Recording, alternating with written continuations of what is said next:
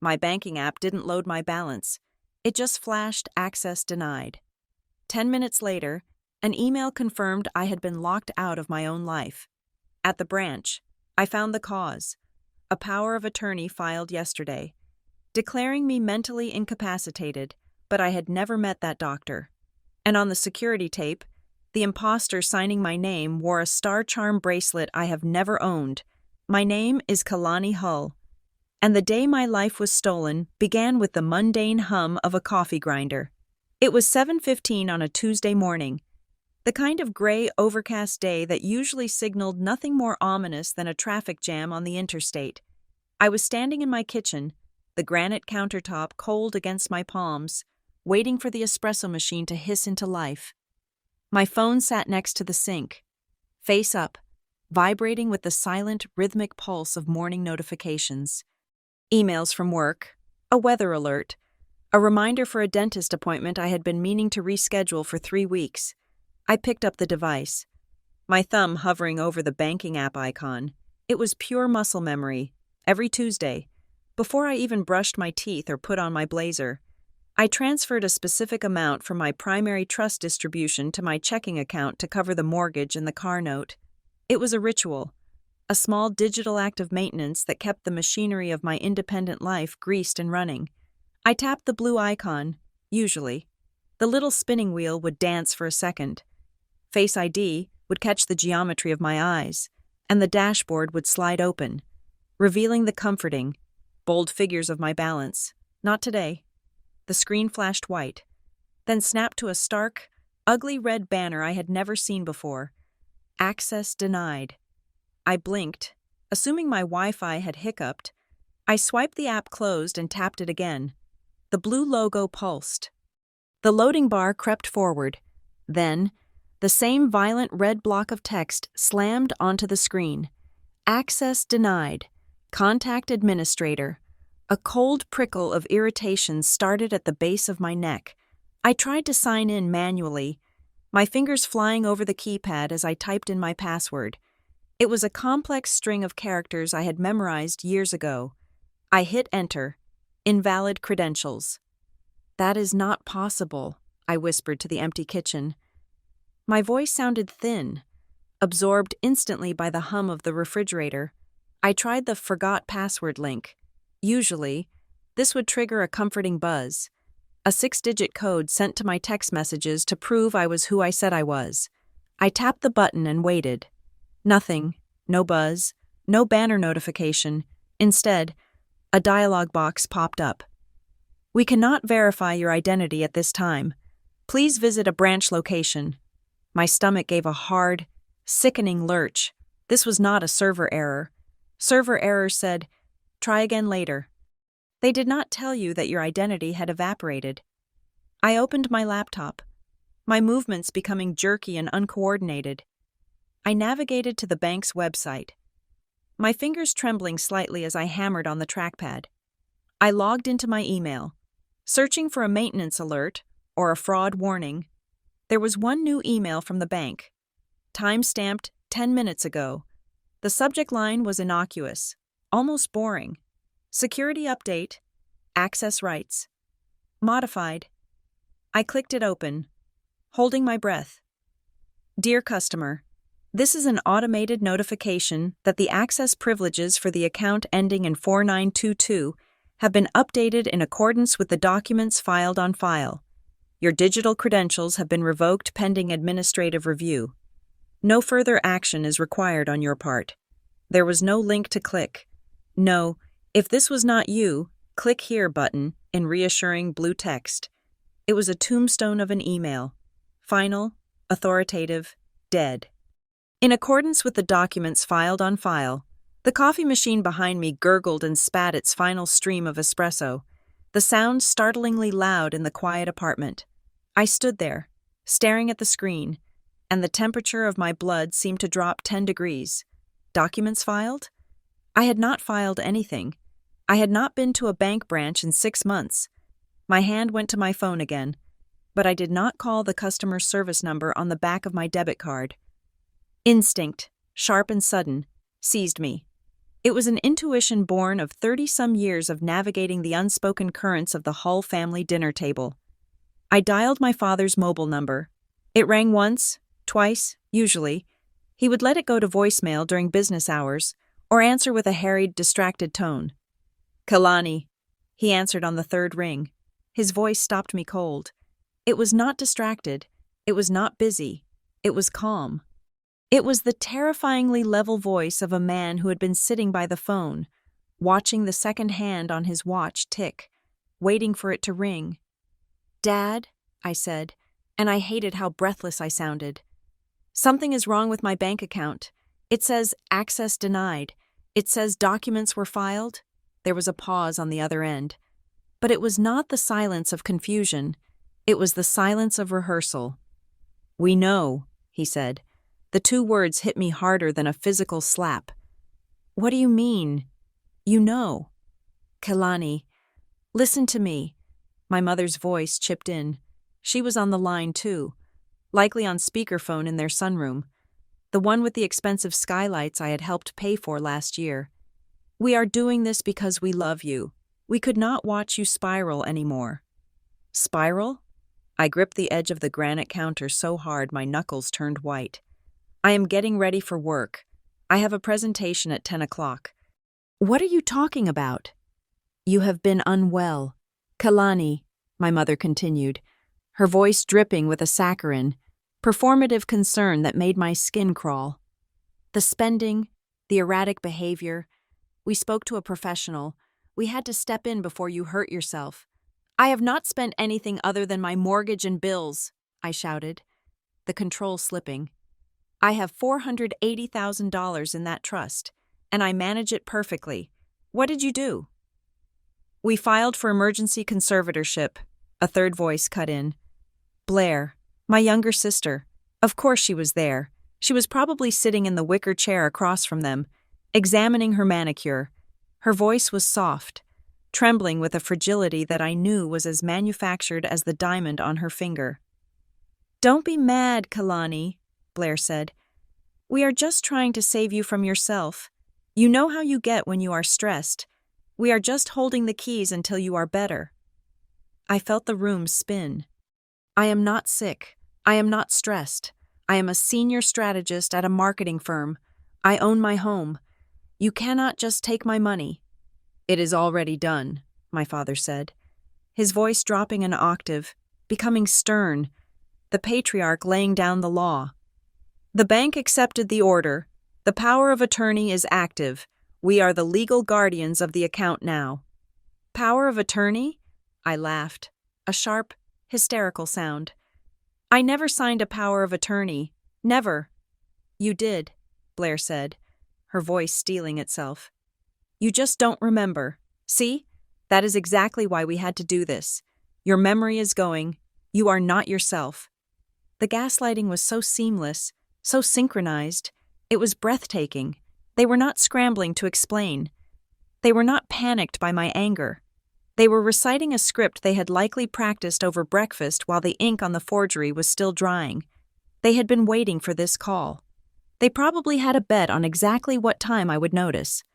"I am going to the bank," I said.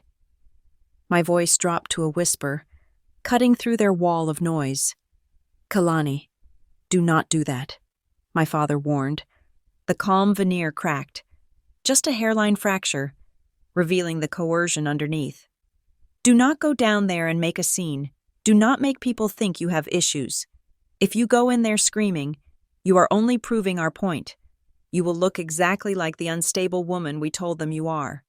"We are protecting your reputation," my mother added. "The ultimate shield for every arrow they had ever shot at me. Just stay home. We will send you an allowance for groceries later today. Just rest." Allowance. The word hung in the air, grotesque and infantilizing.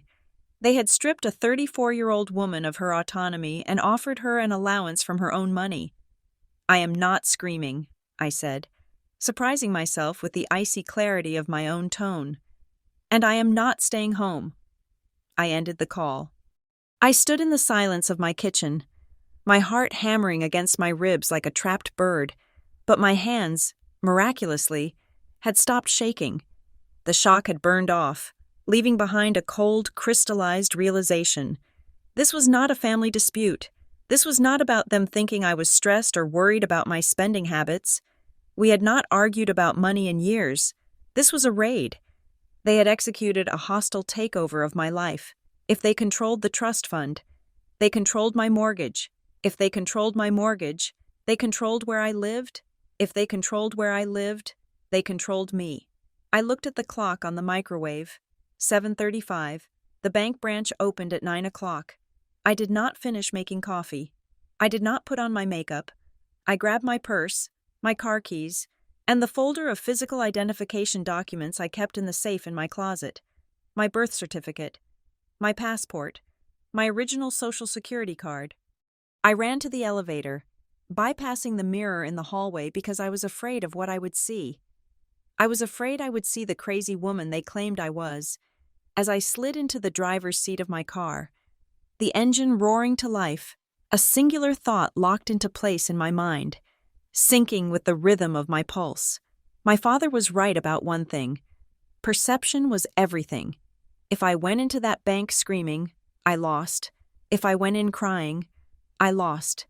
They had already planted the seed that I was mentally incapacitated. Any display of emotion would just be water and sunlight for that lie. I backed out of the driveway, tires screeching slightly on the asphalt. They wanted me to stay home. They wanted me to wait for the allowance. They wanted me to accept the narrative that I was broken, that I needed them to fix me. I merged onto the highway, watching the speedometer climb. 60, 70. If they succeeded in freezing my assets, they would not just be freezing numbers on a screen. They would be freezing my ability to hire a lawyer. They would be freezing my ability to fight back. If they locked the money, they locked the story. I gripped the steering wheel, my eyes fixed on the horizon where the downtown skyline pierced the gray clouds. "Not today," I said aloud to the empty car. "Access denied? Watch me." I drove toward the bank, not as a daughter, but as a woman whose house was on fire. Knowing the arsonists were the ones holding the hose, the interior of the First Sovereign Bank branch was designed to make you feel small. It was a cathedral of silence and polished marble, smelling faintly of carpet cleaner and old, stale money. The air conditioning was set to a temperature that felt less like climate control and more like preservation, cold enough to keep assets frozen and emotions tempered. I walked across the floor, the click of my heels on the stone echoing too loudly, sounding like gunshots in a library. I did not stop at the teller line. I went straight to the glass partition that separated the transaction floor from the wealth management offices. A receptionist with a smile that didn't reach her eyes looked up. "I need to speak to the officer in charge of the Hull Family Trust," I said. My voice was steady, but my hands were clenched inside my coat pockets, nails digging into my palms. "Now." She hesitated, her fingers hovering over her keyboard. "Do you have an appointment, Ms. Hull?" "I have a compromised account and a notification that my identity has been altered," I said, leaning in. "If you would prefer I discuss the details of federal banking fraud in the lobby, I can do that, or you can get me a room." 30 seconds later, I was being ushered into a corner office enclosed in frosted glass. The man behind the desk stood up as I entered. His nameplate read, Damon Vale, Senior Trust Officer. He was in his late 40s, wearing a charcoal suit that fit too well to be off the rack. He had the weary, watchful eyes of a man who had spent 2 decades refereeing the blood sports of the wealthy. He looked like he had seen families destroy each other over inheritance percentages and vacation homes more times than he had seen them share a holiday meal. "Ms. Hull," Damon said, gesturing to the leather chair opposite him. He didn't offer a hand to shake. He was already assessing me, scanning for the hysteria my father had warned him about. "I saw the alert on your file this morning. Please, sit." I sat. The room was soundproof. The silence pressed against my ears. "My app says access denied," I said, skipping the pleasantries. "My parents told me 10 minutes ago that they have taken control of my trust. They said they filed documents here. I want to see them. Damon sat down slowly, his movements deliberate. He tapped a few keys on his computer, his face illuminated by the blue light of the monitor. He frowned, a microscopic tightening of the muscles around his eyes. "Okay," he said, his voice dropping to a professional murmur. "I am looking at the access log now. Your online credentials were revoked at 4:30 yesterday afternoon. The system flagged the account because the governing authority changed." "Changed to what?" I asked.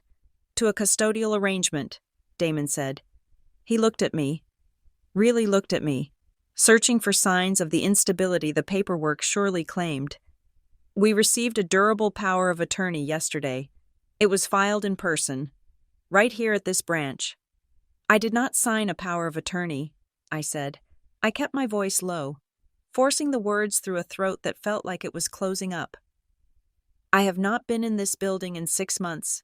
My parents are not my legal representatives. I am 34 years old. I manage my own affairs."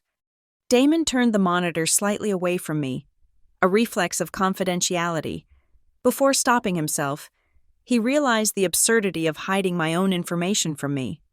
"The document was notarized," Damon said, his tone careful. "It grants your father and mother full signatory power over the trust and your personal checking accounts attached to it. It revokes your independent access effectively immediately upon filing." "It is a forgery," I said. "Show it to me." Damon hesitated. He looked at the screen, then back at me. The air in the room seemed to thicken. "Ms. Hull, before we get into the document itself," he said, and for the first time, his professional mask slipped. There was urgency in his eyes. "You need to know the status of the funds." My heart stopped. "What status?" "There is a pending wire transfer," Damon said. He spoke softly, as if saying the numbers too loud would make them real. "Initiated this morning at 9 o'clock sharp, right when the markets opened. It is currently in the clearing queue." "How much?" I asked. $465,000, Damon said. The number hung in the air like a guillotine blade. That was nearly everything. That was the principal, the interest, the cushion, the life I had built. They weren't just taking control. They were liquidating me. They were gutting the account before I could even get through the door. "Stop it," I commanded. "Cancel the transfer." Damon shook his head. "I cannot just cancel a transfer authorized by a legal power of attorney. The system sees them as you. If I cancel it without cause, I am violating their fiduciary rights under the document they filed." "It is theft," I hissed, leaning forward. "They are stealing $500,000 from me." "I believe you," Damon said. The admission shocked me. He wasn't placating me. He was strategizing. But belief does not stop a wire transfer. The only way to stop this money from leaving the bank before noon is to initiate a Level 3 fraud freeze. He let the words sink in. "What does that mean?" I asked. "It means I hit a button that locks everything," Damon explained. "It freezes the transfer. It freezes the trust. It freezes your checking account. It freezes your credit cards. It flags your social security number within our internal system. No one gets money out. Not them. And not you. It triggers an automatic investigation that can take weeks, maybe months, to resolve. You will be walking out of here with zero access to your own funds." He looked at the clock on his wall. It was 9:15. "The transfer clears by 11:30, he added. "If we do not freeze it, the money is gone. Once it hits the receiving account. Getting it back is a civil matter. It could take years of litigation." I looked at his hands, hovering over the keyboard. I thought about my mortgage due next week. I thought about the groceries I needed to buy. I thought about the total paralysis of having no money. Then I thought about my father's voice. "We are just holding the keys." "Freeze it," I said. "Are you sure?" Damon asked. "You will have no debit card, no cash withdrawals." "I would rather lock the door and burn the house down than give them the key," I said. "Do it. Kill the account." Damon nodded. He typed a command. He hit enter with a decisive strike of his index finger. "Done," he said. "The transfer is flagged. The account is locked. Status code red. I exhaled, a shuddering breath that rattled in my chest. We had bought time, but we had also trapped ourselves in the room with the bomb. Now, Damon said, let's look at this power of attorney. He swiveled the monitor around so I could see it. There it was, a high-resolution scan of a legal document, durable power of attorney, my name printed at the top, my address, and at the bottom, my signature. I stared at it.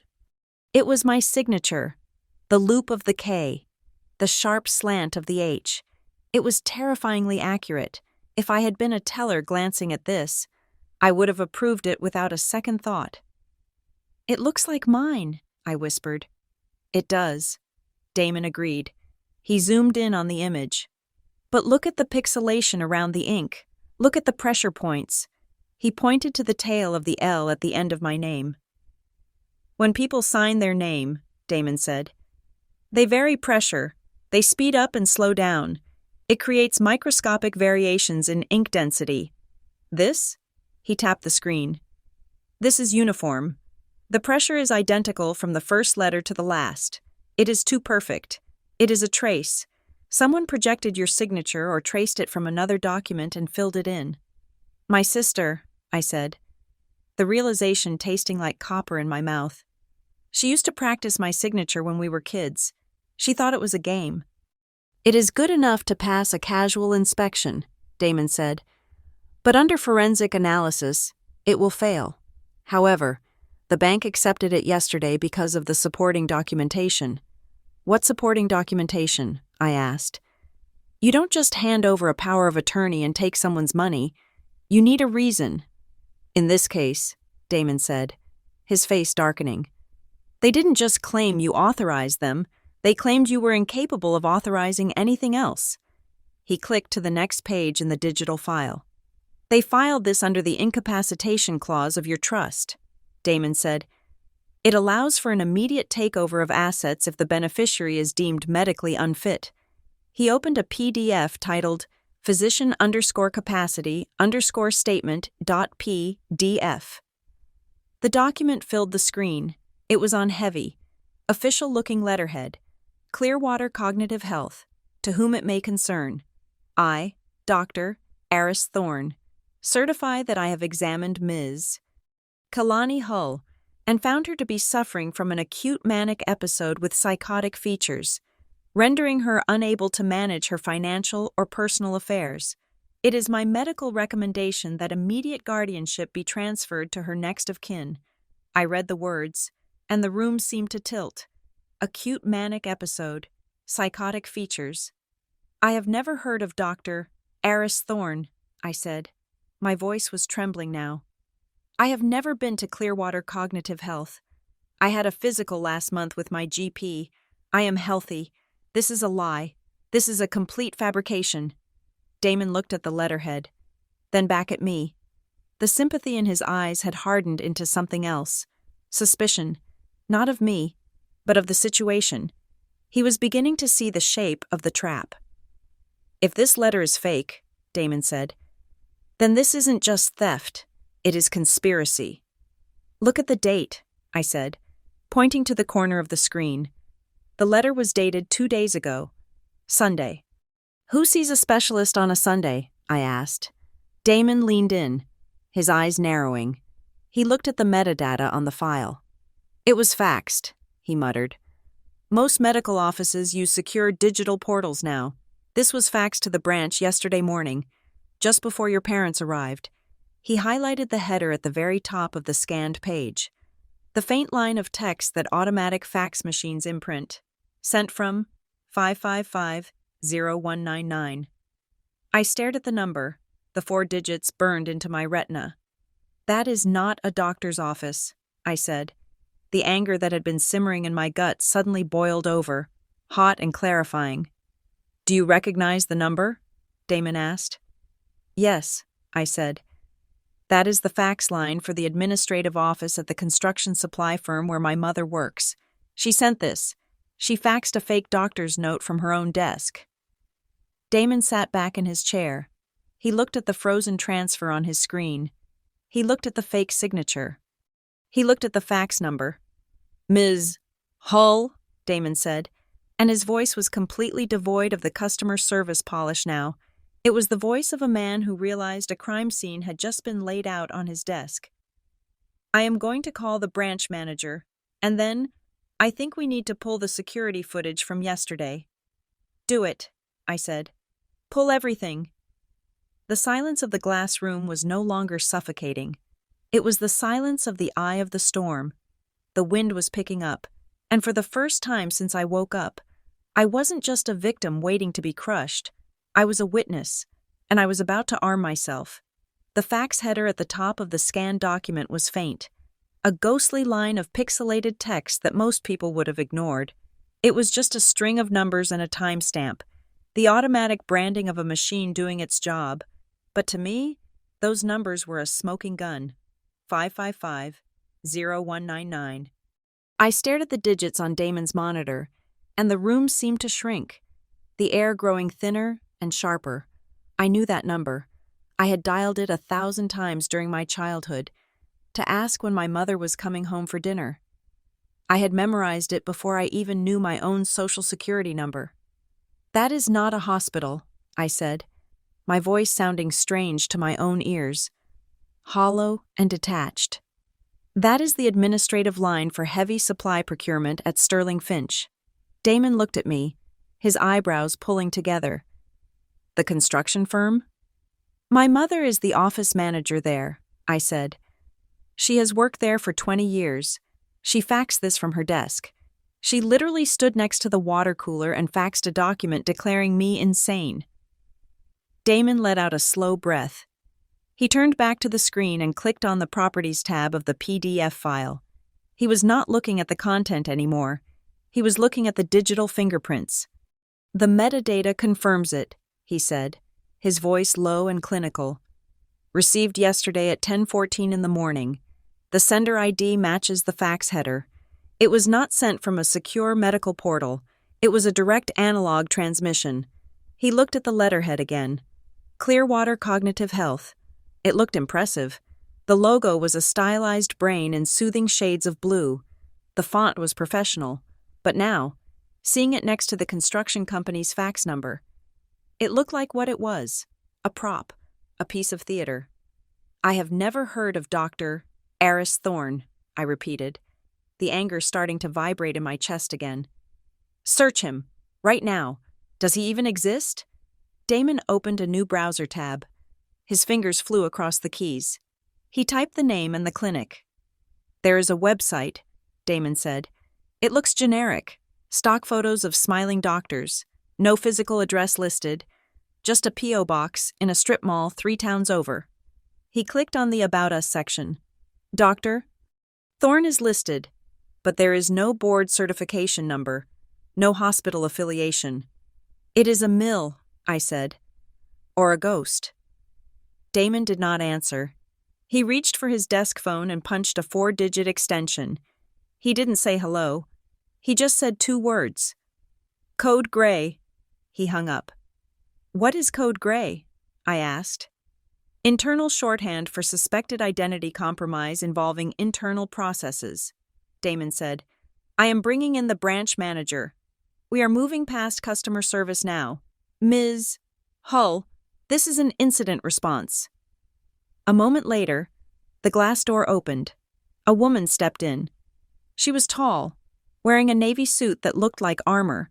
Her hair was pulled back in a severe bun, and her eyes were sharp, intelligent, and devoid of warmth. This was not someone who offered you a lollipop. This was someone who cleaned up messes. I am Renee Calder, she said. She didn't offer a hand. She looked at Damon. Brief me. Damon spun the monitor. Customer is Kalani Hull. Account flagged for access denial this morning. We have a POA filed yesterday by parents, declaring incapacitation. The medical letter was faxed from the mother's place of employment. A construction firm, not a medical facility. The doctor appears to be unverified, and we have a pending wire for $465,000 that I have placed under a fraud freeze. Renee listened without blinking.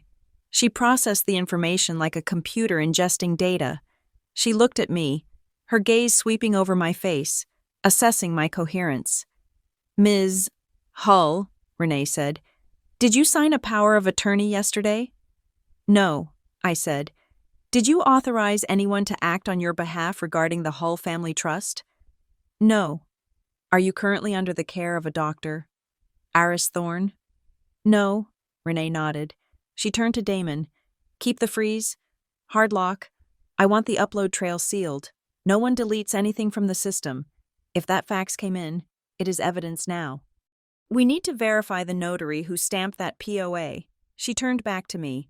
"I need you to write a statement, right now, handwritten, in your own words. State clearly that you did not sign. You are not incapacitated, and you revoke any and all authorization. Sign it and date it. We need a physical exemplar of your handwriting to contrast with the document on file."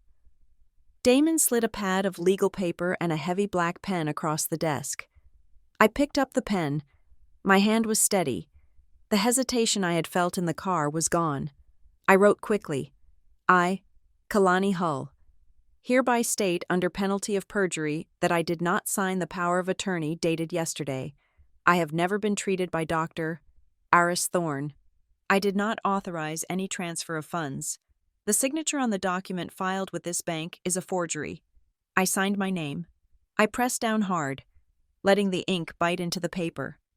The loops were wide and fluid, the way I had always signed them, full of the specific pressure variances Damon had mentioned earlier. Renee took the paper. She held it up next to the screen, comparing it to the digital scan of the POA. Her eyes darted back and forth. "The slant is different," she murmured. "The forgery is too upright, and the spacing between the first and last name is off by millimeters." She handed the paper to Damon to scan. Then she leaned over the keyboard herself. "I am checking the access logs for the exact time of the POA entry," Renee said. "I want to see who processed it and what else changed." She typed a command I didn't recognize. Lines of code scrolled down the screen. A history of every digital footprint left on my account in the last 24 hours. "Here," Renee said, pointing to a line of text. 11:14 yesterday morning, the POA was uploaded, but look at the next entry. 11:16. I leaned in. Authorized _contact _added, Martha Hull. "They didn't just take the money," Renee said, her voice tightening. "They added your mother as an authorized contact for security alerts. That is why you didn't get a text message when they changed the password later that night. The system sent the verification code to her, not you." It was a punch to the gut. It wasn't just theft. It was a surgical removal of my digital existence. They had thought of everything. They knew the bank's security protocols better than I did, or someone had told them. "Wait," Damon said. He was looking at the bottom of the file list. "There is an ID attachment. When you file a POA in person, we require 2 forms of identification from the grantor if they are present, or the agents must present the grantor's identification documents to prove custody." He clicked the file, ID_scan_Hull_K.jpg. An image popped up. It was a driver's license, my driver's license. But something was wrong. I reached into my purse and pulled out my wallet. I slid my actual license out of the plastic window and held it up. "That is not my current ID," I said. Renee looked from the screen to the card in my hand. "Explain." "Look at the photo on the screen," I said. "My hair is shorter, and look at the issue date. That license was issued 5 years ago. It expired last year. I renewed it. The card I am holding right now has a gold star in the corner for the Real ID Act. The one on your screen does not." "They used an expired license," Renee said. "The teller should have caught that." "They must have found it in my old room," I said, the realization making me nauseous. "I cleaned out my wallet when I visited them for Christmas 2 years ago. I must have left the old one in a drawer. They kept it. They kept it for 2 years, just in case." The level of premeditation was suffocating. This wasn't a desperate act. This was a contingency plan they had been nurturing like a poisonous plant. If they used an expired ID, Renee said, and the teller accepted it, we have a liability issue. But more importantly, it proves you were not the one who handed it over. You would have used the valid one in your pocket. She stood up straight, smoothing her blazer. The transition was complete. She was no longer just investigating. She was hunting. I want the lobby footage, Renee said. Pull the camera feeds from yesterday, 11 o'clock to 11:30, Station 4. That is where this was processed. Damon nodded. He opened the security software. It took a moment to load, the spinning wheel agonizingly slow. Then, a grid of black and white camera angles filled the screen. Station 4, Damon said, clicking on the bottom left square. The video expanded. It was grainy, but clear enough. I saw them immediately. My father was wearing his beige golf jacket. My mother was in her floral Sunday blouse, clutching her purse with both hands.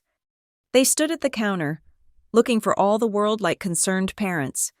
They were talking to the teller, a young woman I didn't recognize, but they were not alone. Who is that? Renee asked. Sitting in the chair next to my father was a figure, a woman. She was petite, roughly my height. She was wearing a heavy gray hoodie with the hood pulled up, a baseball cap underneath it, and a large pair of sunglasses. She also had a medical mask on, the blue disposable kind. She is dressed to be invisible, Damon noted. Or to hide. Zoom in, Renee ordered. The video jumped as Damon magnified the image. The figure was hunched over, shoulders drawn in, projecting an image of sickness or fragility. It was a performance. I could see my father place a hand on the figure's shoulder, a gesture that looked comforting, but was likely a cue. Sign here. The teller slid a document across the counter. The digital pad lit up. The figure in the hoodie reached out. She took the electronic stylus. Is that you, Ms. Hull? Renee asked. Her voice was demanding, leaving no room for hesitation. I stared at the screen. I stared at the person wearing my shape, sitting next to my parents, stealing my life with a plastic pen. No, I said. I was at work at 11:14 yesterday. I have badge swipe logs to prove it. I was in a strategy meeting with 6 other people. Look at the wrist, Damon said suddenly. He pointed to the screen. As the imposter reached out to sign, the sleeve of the gray hoodie pulled back just an inch. There was a flash of metal, a bracelet. It caught the light of the overhead fluorescent bulbs. It was a silver chain loaded with charms. Even in the grainy footage, I could see the distinct shape of one of them, a 5-pointed star. The air left my lungs. I did not own a charm bracelet. I never had. My style was minimal. A watch, maybe a single gold band. I hated jingling jewelry, but I knew that bracelet. I had seen it 1,000 times. I had seen it flashing across the dinner table. I had seen it resting on the arm of the sofa. I do not own that bracelet, I said. My voice was quiet, but it was the most certain thing I had said all day. Renee looked at me. Do you know who does? I didn't answer immediately.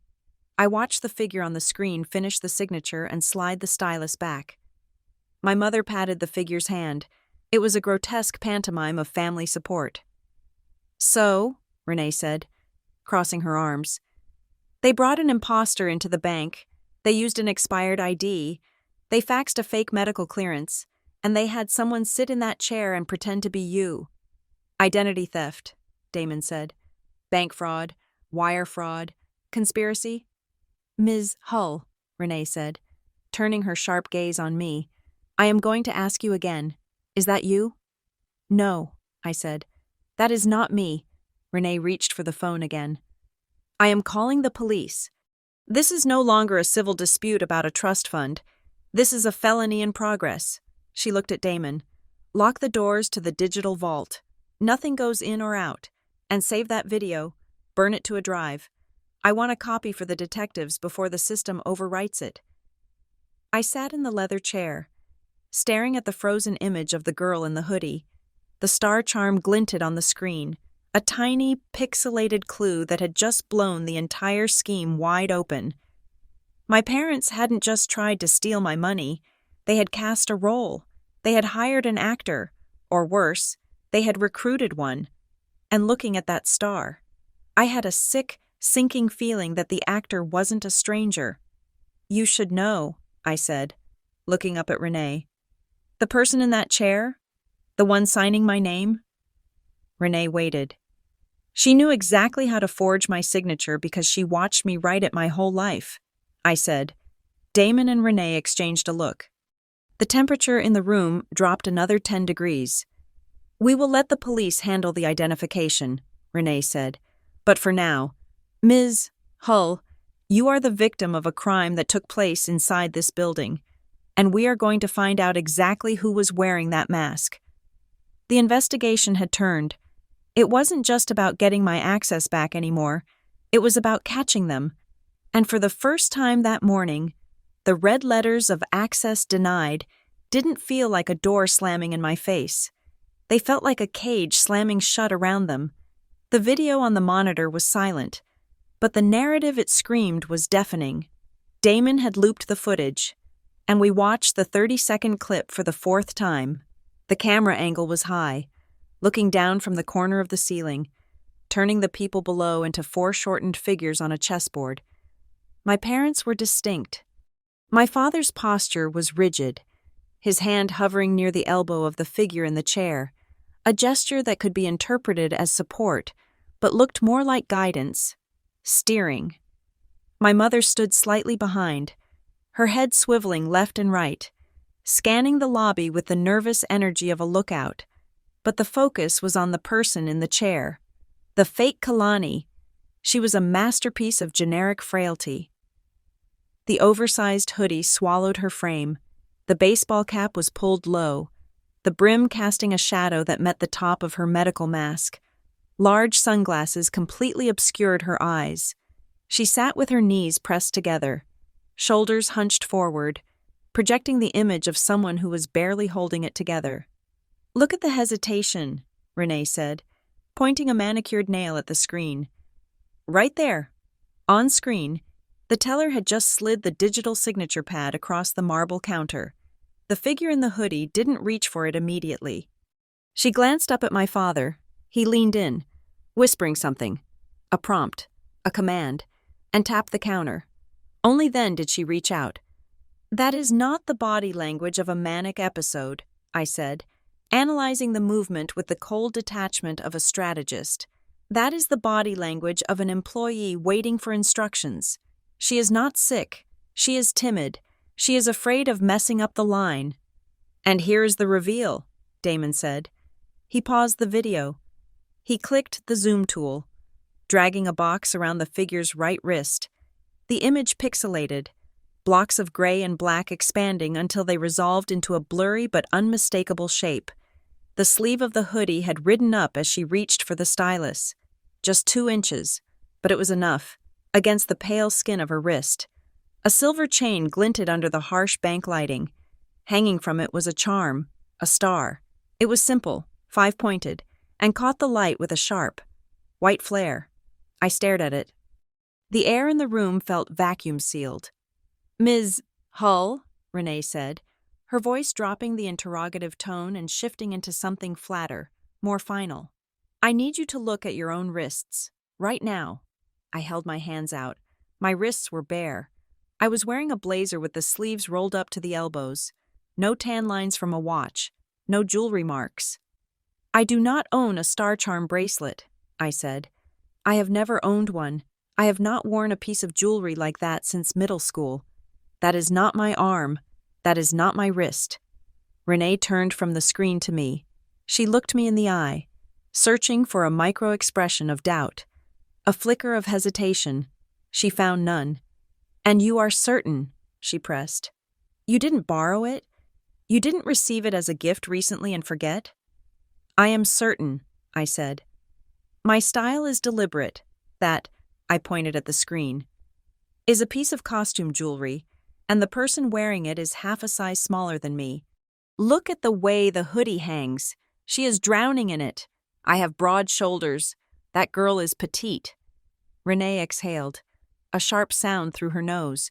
She spun her chair around to face Damon. "That is it," she said. "We are done with the verification phase. This is an active impersonation." She picked up her desk phone and hit a speed dial button. "This is Renee Calder, branch manager.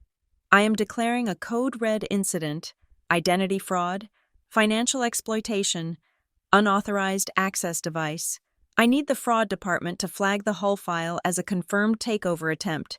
Yes, we have video evidence of an imposter on the premises." She hung up and immediately dialed again. This time, 3 digits, 911. "We need police presence at the First Sovereign branch on 4th and Main," she said into the receiver. "Non-emergency response, but urgent. We have a felony fraud in progress involving a high-value wire transfer and identity theft. The victim is on site. The perpetrators have fled." The word hung in the air. Perpetrators. Not parents. Not family. Perpetrators. The shift in the room was palpable. The customer service veneer had dissolved completely. We were no longer in a bank. We were in a tactical command center. Damon was typing furiously, logging every observation into a secure incident report. "Do not leave this room," Renee told me. "When the officers arrive, they will need to take your statement immediately. Until then, we touch nothing. We change nothing." 15 minutes later, the door opened. There were no sirens, no flashing lights reflecting off the glass walls. The police arrival was quiet, almost surgical. 2 officers stepped into the office, bringing with them the scent of rain and polyester. The first was Officer Maddox. He was older, thick around the middle, with graying hair and a face that looked like it had been etched out of granite. He held a notepad like a weapon. The second was Officer Rivera. Younger, sharper, her eyes scanning the room, the screen, and finally me with a precise, assessing gaze. "Ms. Hull?" Maddox asked. "Yes," I said. "I am Officer Maddox. This is Officer Rivera. We understand there has been an issue with your accounts."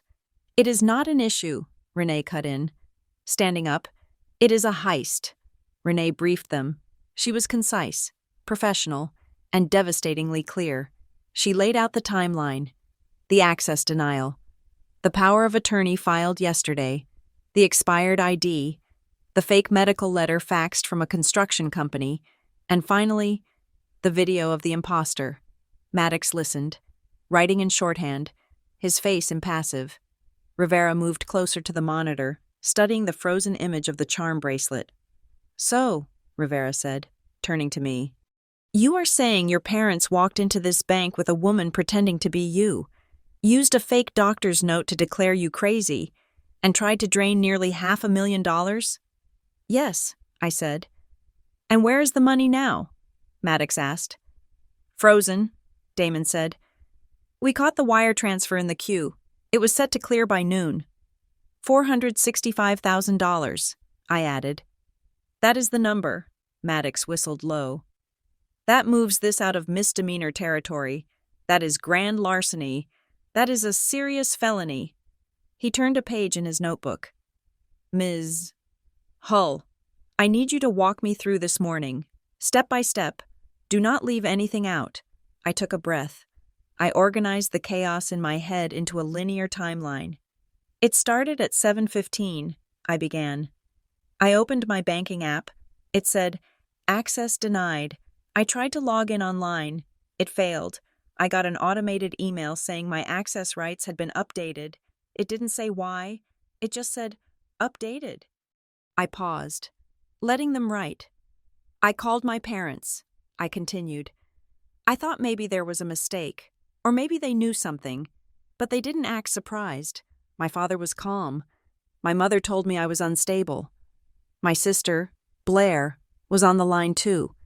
She told me they were saving me from myself. They admitted to filing for emergency guardianship. They told me not to come to the bank. They told me to stay home and wait for an allowance." Maddox stopped writing. He looked up, his brow furrowed. "They told you to wait for an allowance?" "Yes," I said. "They said if I came here, I would look unstable. They were trying to keep me away from the branch until the transfer cleared. Coercion, Rivera muttered.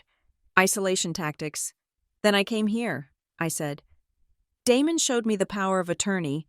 The signature is a tracing. The medical letter attached to it claims I have psychotic features, but the fax header shows it came from Sterling Finch. That is my mother's workplace. She faxed a fake diagnosis from her own office. Maddox looked at Renee. Do we have a copy of that fax? Printed and sealed in an evidence bag, Renee said, handing over a clear plastic envelope. Maddox took it. He looked at the header. He looked at the content. He shook his head. This is bold, he said. Stupid, but bold. They didn't think I would get here in time, I said. They thought I would be at home, crying, thinking I had lost my mind. They were banking on me breaking down. Maddox tapped his pen against the notebook. Ms. Hull, this is a heavy accusation against your own flesh and blood. If we pursue this, once the wheels start turning, we cannot just stop them because you decide to make up over Sunday dinner. This goes to the district attorney. I understand, I said. I need proof of their intent, Maddox said. Right now, they could claim this was a misunderstanding.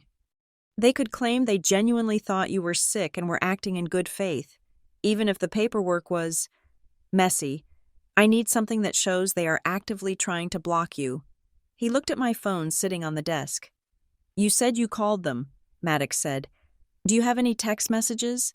Anything in writing? Not since the call, I said. Text him, Maddox said. Right now. Keep it simple. Ask him why you are locked out. See what he says.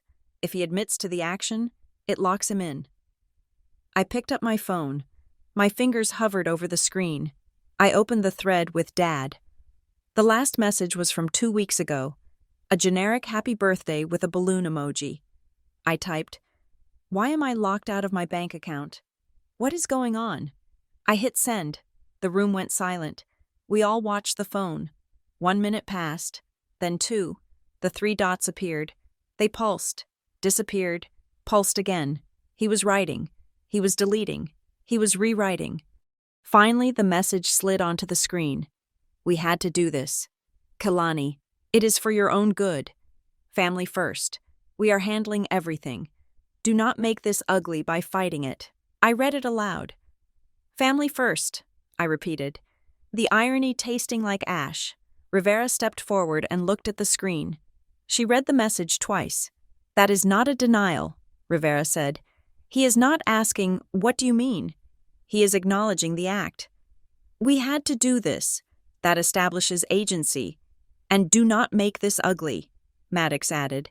That is a threat. It implies consequences if you seek help. Rivera looked at Renee, then back at me. Her face was grim.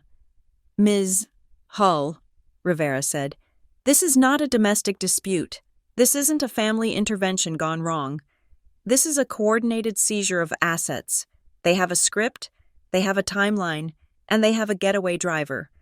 Or in this case, a signer. They are trying to gaslight you into compliance, Maddox said, closing his notebook with a snap. They want you to doubt your own reality so you don't look at the facts, but the facts are right here. He gestured to the monitor, where the fake Kalani sat frozen, the star charm dangling like a damning pendulum. We are going to need a copy of that video, Maddox told Renee, and we are going to need the transaction logs for that wire transfer. Who was the beneficiary? Damon clicked a tab. A newly formed LLC, Hull Family Stabilization Fund. Stabilization, I scoffed. That is rich. It is predatory, Rivera corrected. They created a destination account. That means premeditation. They didn't just panic and grab the cash. They built a place to hide it. Maddox looked at me. Ms. Hull, we are going to file a report, but you need to know what happens next. They are going to find out the money didn't move, and they are going to come here, or they are going to come for you. I am ready, I said. We will patrol your residence, Maddox said. But right now, your best weapon is that freeze. Keep it on. It stays on, Renee promised. Even if the Pope walks in here with a signed note, that money doesn't move. I looked down at the text message from my father. Family first. They think they are saving the family money, I said quietly. But they just spent their freedom. The phone buzzed again. Another message from my mother this time. If you try to fight this, we will have to show the court how sick you really are. Don't make us do that. I showed it to Rivera. That, she said, her eyes narrowing, is extortion. They are leveraging your reputation against your silence. Let them try, I said. I am not the one wearing a mask. The battle lines were drawn. They had the fake doctor. They had the fake Kalani. But I had the bank, the police, and the truth. And for the first time in my life, I wasn't afraid of what my parents would say. I was only interested in what they would have to explain to a judge. The investigation room was small, but the digital footprint of the crime was expanding rapidly, spilling over the edges of the monitors and into every aspect of my life. Officer Maddox was still writing in his notebook, the scratch of his pen the only sound in the room, when Renee leaned closer to her screen. Her posture, previously rigid with professional indignation, shifted into something more predatory. She had found something else. Hold on, Renee said, her voice cutting through the quiet. Before the system fully locked down the fraud freeze, there was another request in the queue. It came in 4 minutes after the power of attorney was scanned. Money? Officer Rivera asked, looking up from the evidence bag containing the facts. Logistics, Renee corrected. A request to change the mailing address for all physical correspondence regarding the Hull Family Trust and your personal checking accounts. She turned the screen toward us. The new address was not a stranger's post office box. It was a house number I knew by heart. It was the white colonial on Elm Street where I had learned to ride a bike, my parents' house.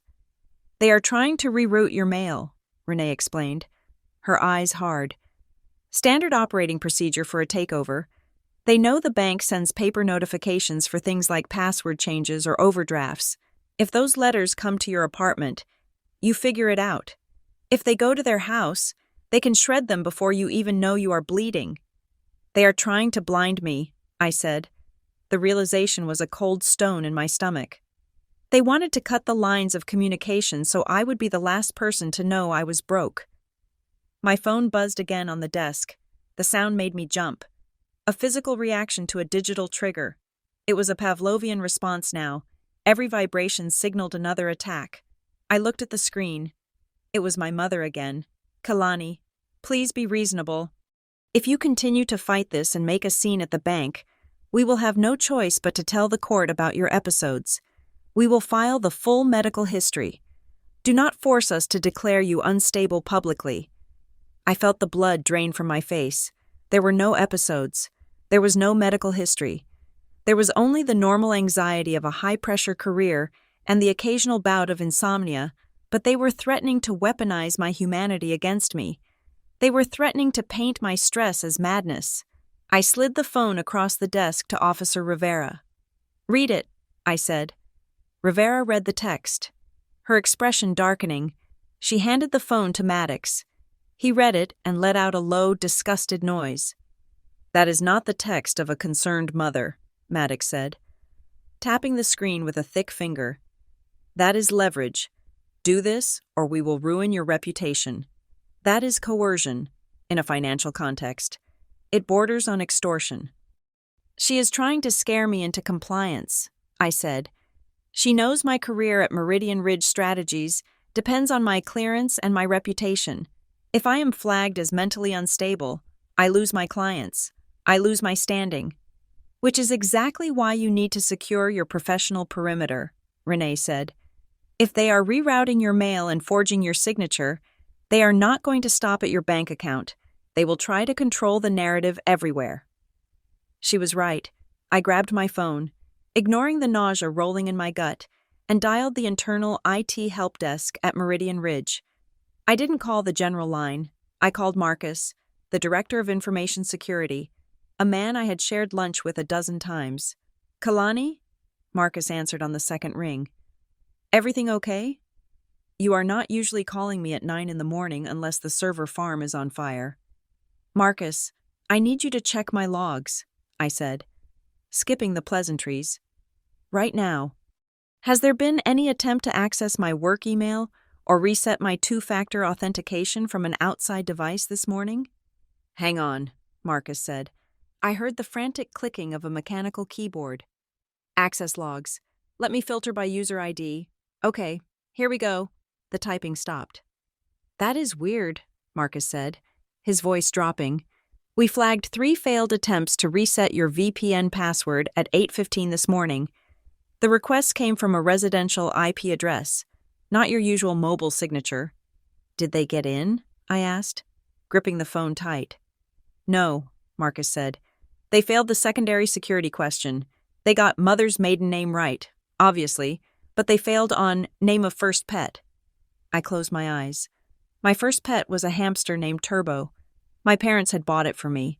They knew the name, but I had deliberately set the answer in the system to something false. A random word I had memorized, specifically to prevent social engineering. Paranoia. I had thought at the time, now, it looked like prophecy. They tried the actual name, didn't they? I asked. Yeah, Marcus said.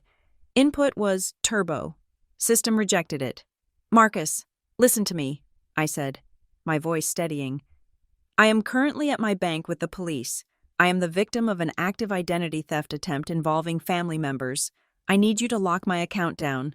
Hard lock, no resets allowed without biometric verification in person, and alert the reception team that no one claiming to be me or representing me is allowed in the building. Understood, Marcus said, the professional urgency kicking in. I am freezing your remote access now. I will scrub the sessions. Kalani, are you safe? I am working on it, I said. Thanks, Marcus. I hung up. I looked at Renee and the officers. They tried to hack my work email. I told them. They knew the security questions. They just didn't know I had lied to the system. They are moving fast, Renee said. They are running a race against the system. They need to secure control of your communications before the bank sends up a flare. I need to kill their access, I said. Everywhere. I opened my provider settings. I didn't just change my password. I initiated a carrier lock. I set a verbal passphrase that had nothing to do with my birthday or my address. I looked at Renee. Put a verbal password on this account too, I said. Something that isn't on any document. Blue Horizon. If anyone calls, even if they have my voice, even if they have my social security number, if they don't say Blue Horizon, you hang up. Done, Damon said. Typing the note into the high priority field on my file, pop-up alert set, Blue Horizon, or terminate call. Good, I said. Now let's go back to the money. Damon had been silent for the last few minutes, scrolling through the transaction history of the previous day. He was looking for something specific, something smaller than the massive wire transfer that was currently frozen. Renee, Damon said, I found something. Look at the transaction journal from yesterday afternoon. 2 transfers. Outbound. ACH. Renee moved to his side. Amounts? $4,500. Damon read. And $9,500. Both initiated shortly after the power of attorney was keyed into the system. Wait, I said. I thought you said the big transfer was pending. Did these go through? These were smaller, Damon said. They fell under the $10,000 threshold for immediate federal scrutiny. They cleared instantly. $14,000, I said. They stole $14,000 yesterday? It is not just about the theft, Officer Rivera said. Stepping forward to look at the screen. Look at the amounts. $9,500. That is just under the reporting limit. That is structuring. That is a crime in itself. But look at the beneficiary, Damon said. He pointed to the line item. The money hadn't gone to my parents' personal checking account. It hadn't gone to a casino or a car dealership. Beneficiary. Hull Family Stabilization. I stared at the name. It was so clinical, so bureaucratic. What is that? I asked. It is a new account, Damon said, checking the routing number. Opened yesterday at this branch. The account holders are your parents, acting as custodians. Why move small amounts? Officer Maddox asked. Why not just take the whole thing at once? Because they are building a history, Renee said. Her voice was cold, filled with a sudden, dark realization. They didn't just want to loot the account, Kalani. They wanted to prove they were managing it. I looked at her, not understanding. If they go to court, Renee continued, and you claim they are stealing from you, they can point to these transfers. They will say, Look, Your Honor, we moved the funds to a stabilization account to protect them. We are not spending it. We are safeguarding it. They are creating a paper trail of responsible guardianship. They are manufacturing evidence, I whispered. They are creating a reality where I am the problem and they are the solution. Exactly, Rivera said. If they spend the money, it is theft. If they move it to a stabilization fund and leave it there, it looks like protection. It makes their story about your mental instability look plausible. She was manic, so we moved the money to keep it safe. But they did spend it, Damon said quietly. We all turned to him. I am looking at the Hull family stabilization account, Damon said. Since it is hosted here, I can see the activity. He clicked a button. The $14,000 arrived yesterday at 4 p.m., Damon said. At 4:30, there was a debit card transaction. For what? Maddox asked. $5,000, Damon read. To a retainer fee for the law offices of Vance and Gantry. Divorce lawyers? I asked. Guardianship specialists, Renee said. They used your own money to hire the lawyers who are going to help them declare you incompetent. The room seemed to freeze. The audacity of it was breathtaking. They were financing my destruction with my own paycheck. And the rest? Rivera asked. $4,000 to a doctor, Aris Thorne, Damon said. The fake doctor, I said. They paid him for the letter, so they aren't saving the money, Maddox said, his voice hard. They are laundering it through a shell account to pay for the conspiracy. This destroys their protection defense, Rivera said. Paying a doctor for a diagnosis on a Sunday? Paying a lawyer to file against the victim using the victim's funds? That is not stabilization. That is predation. Print it, Renee ordered. Print every single line.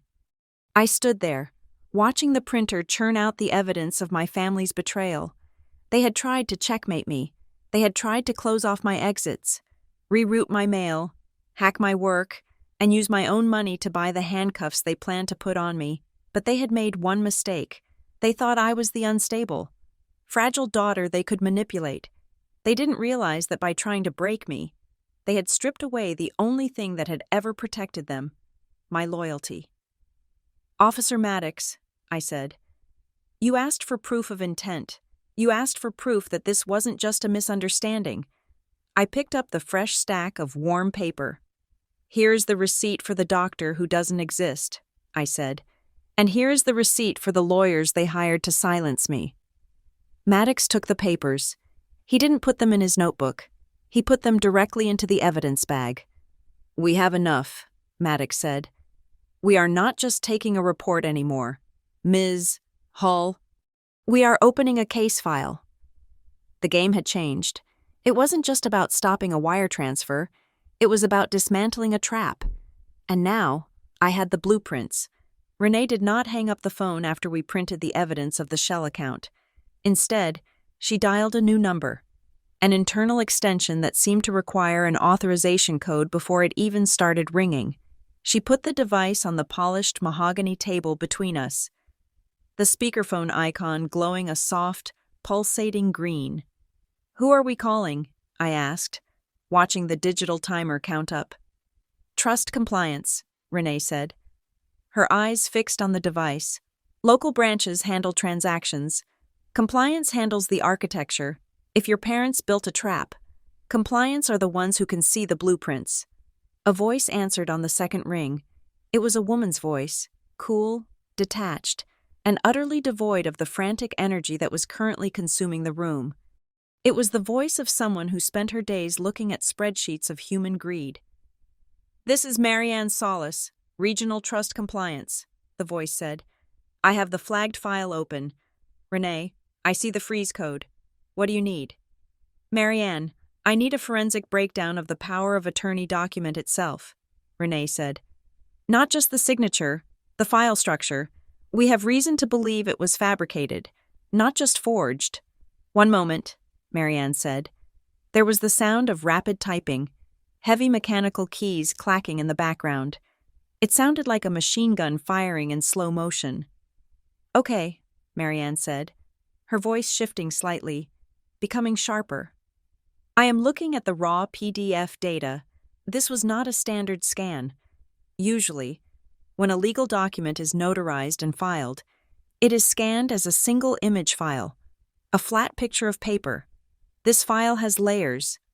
Layers? Damon asked, leaning in. It is a composite, Marianne explained. The text body was generated digitally. The signature block was imported as an image object and placed on top. And the notary stamp? That is a separate layer too. This was not a piece of paper that was signed and scanned. This is a digital collage assembled to look like a legal document. Can you see the source? Renee asked. Does the metadata show where it was created? I am pulling the author tags now, Marianne said. Most people do not realize that every time you save a PDF, the software stamps it with the name of the user account and the device ID. Lawyers scrub this. Amateurs do not. The silence in the room stretched thin, tight as a piano wire. Here it is, Marianne said. The document was created yesterday at 9:45 in the morning. The author field is listed as Blair_workstation. The name hit me like a physical blow to the chest. The air left my lungs in a sharp, ragged gasp. Blair. Blair, I whispered. My sister. I looked at the phone, willing the voice to take it back, to say it was a mistake, to say it was a generic name. Are you sure? Renee asked, her eyes snapping to mine. The device fingerprint is unique, Marianne continued, unaware of the devastation she was unleashing. I am cross-referencing it with previous correspondence in the Hull file. Yes, we have a match. This same device ID was used to upload a W-9 form for a joint holiday account 3 years ago. The email associated with that upload was blair.hull.design@gmail.com. I closed my eyes. The image of my sister rose up in my mind. Blair, with her soft voice and her frantic, performative worry. Blair, who had cried on the phone this morning about saving me.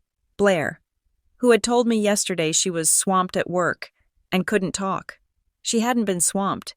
She had been drafting. She wrote it, I said. My voice was flat. Dead. She didn't just go along with it. She wrote the power of attorney. She sat at her computer, designed a document to strip me of my rights, pasted my signature onto it, and then sent it to my mother to fax. It appears so, Marianne said. The software used was a graphic design suite, not a legal word processor. That fits with the design in her email address. I felt a wave of nausea roll over me. My parents were blunt instruments. They were reactive, emotional, desperate for control. But this required precision. This required sitting down, selecting a font that looked official, aligning the margins, and importing a stolen signature. This was architectural. She orchestrated it, I said to the room. My parents are the face, Blair is the brain. And the notary? Renee asked Marianne. I am running the commission number now, Marianne said. It is invalid. The number belongs to a notary in a different county who retired 4 years ago. They likely just photoshopped a stamp they found online. So it is a complete fabrication, Officer Maddox said from the corner. From top to bottom, it is a counterfeit legal instrument. Correct, Marianne said. I am flagging this for the legal department. We will need to file a suspicious activity report with the Treasury immediately. Anything else? Renee? No, Renee said. Thank you. Marianne, keep the file locked. The line clicked dead. I sat there, staring at the black screen of the phone.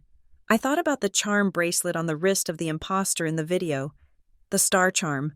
And then I thought about Blair's design workstation.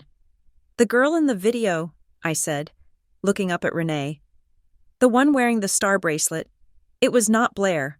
Blair is too tall. But Blair wrote the script. She created the props. She probably hired the actress. This changes the dynamic, Renee said.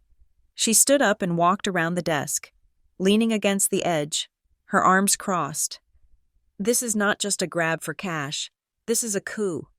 And if your sister is the one driving the paperwork, she knows exactly where the loopholes are. She knows everything, I said. She knows my passwords. She knows my security questions. She knows my schedule. She has been studying me. You need a lawyer, Renee said. Not a family friend, not someone your father plays golf with. You need a shark, someone who specializes in trust litigation and financial abuse. We can take the criminal report, Officer Rivera added, stepping forward. But the police cannot stop a civil filing. If your family goes to a judge this afternoon and files for emergency guardianship using that fake doctor's note, the judge might grant it before we can prove the note is fake. The courts move fast on emergency mental health orders. They err on the side of caution. Rivera is right, Maddox said. If they get a temporary order signed by a judge, they can walk in here with a sheriff's deputy and force the bank to unlock the funds. We would have to stand down.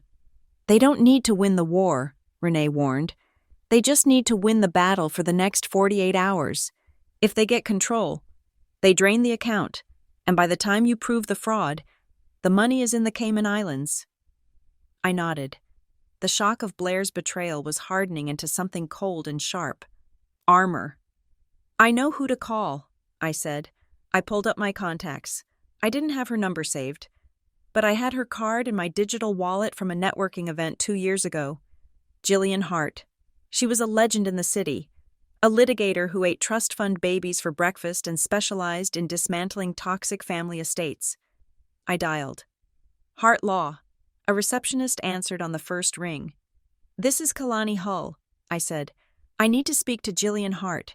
It is an emergency involving immediate trust dissipation and identity fraud by family members using forged instruments. 1 moment. 30 seconds later, a voice that sounded like gravel and expensive scotch came on the line. Kalani Hull, Jillian said. I remember you. Meridian Ridge Strategies. You wore a red blazer. You looked smart. Why are you calling me in a panic? My parents and my sister just tried to liquidate my trust, I said. $465,000. They filed a forged power of attorney and a fake medical capacity letter. The bank has frozen the funds, but the police say they might file for an ex parte emergency guardianship to override the freeze. Where are you? Jillian asked. Her voice didn't rise. It just got faster. I am at the First Sovereign branch on 4th. I am in the manager's office with the police. Good, Jillian said. Stay there. Do not leave. Do not go home. If they are filing for guardianship, they will try to serve you. If they can't find you, they can't perfect the service easily, but they can still get a temporary order if they claim immediate danger. What do? I asked. You retain me, Jillian said. Right now. Say the words. I retain you, I said. Done. I am opening a file. Now listen to me closely. Kalani, this is not a legal battle anymore. It is a race. They don't need to be right. They don't need to be legal. They just need to be fast. If they get a judge to sign a temporary order before we get our evidence in front of the bench, you are locked out. Possession is 9/10 of the law. And in trust disputes, access is everything. They have a head start, I said. They have been planning this for days. And they are sloppy, Jillian countered. Blair? She is the sister, right? The artist? How did you know? Because the smart ones are always the siblings who feel invisible, Jillian said. She left digital fingerprints? Metadata? Yes, I said. Her name is on the PDF. Amateur hour, Jillian scoffed. But dangerous. I am going to draft a preemptive motion to block any ex parte filings. I will send a courier to the probate court within the hour to flag the docket. If they try to file anything under the name Hull, my paralegal will get a ping. Can you stop them? I can slow them down, Jillian said. But you need to be prepared. They are going to escalate. When they realize the wire didn't clear, and when they realize the bank is locked, they will come to you. They will try to physically intimidate you into signing a real power of attorney. I won't sign anything, I said. Good, because if you sign, even under duress, it takes me 6 months to undo it, Jillian said. I am sending a representation letter to the bank manager right now. Put her on the email chain. And Kalani? Yes. Get ready, Jillian said. The quiet part is over. I hung up. I looked at Renee. She is in.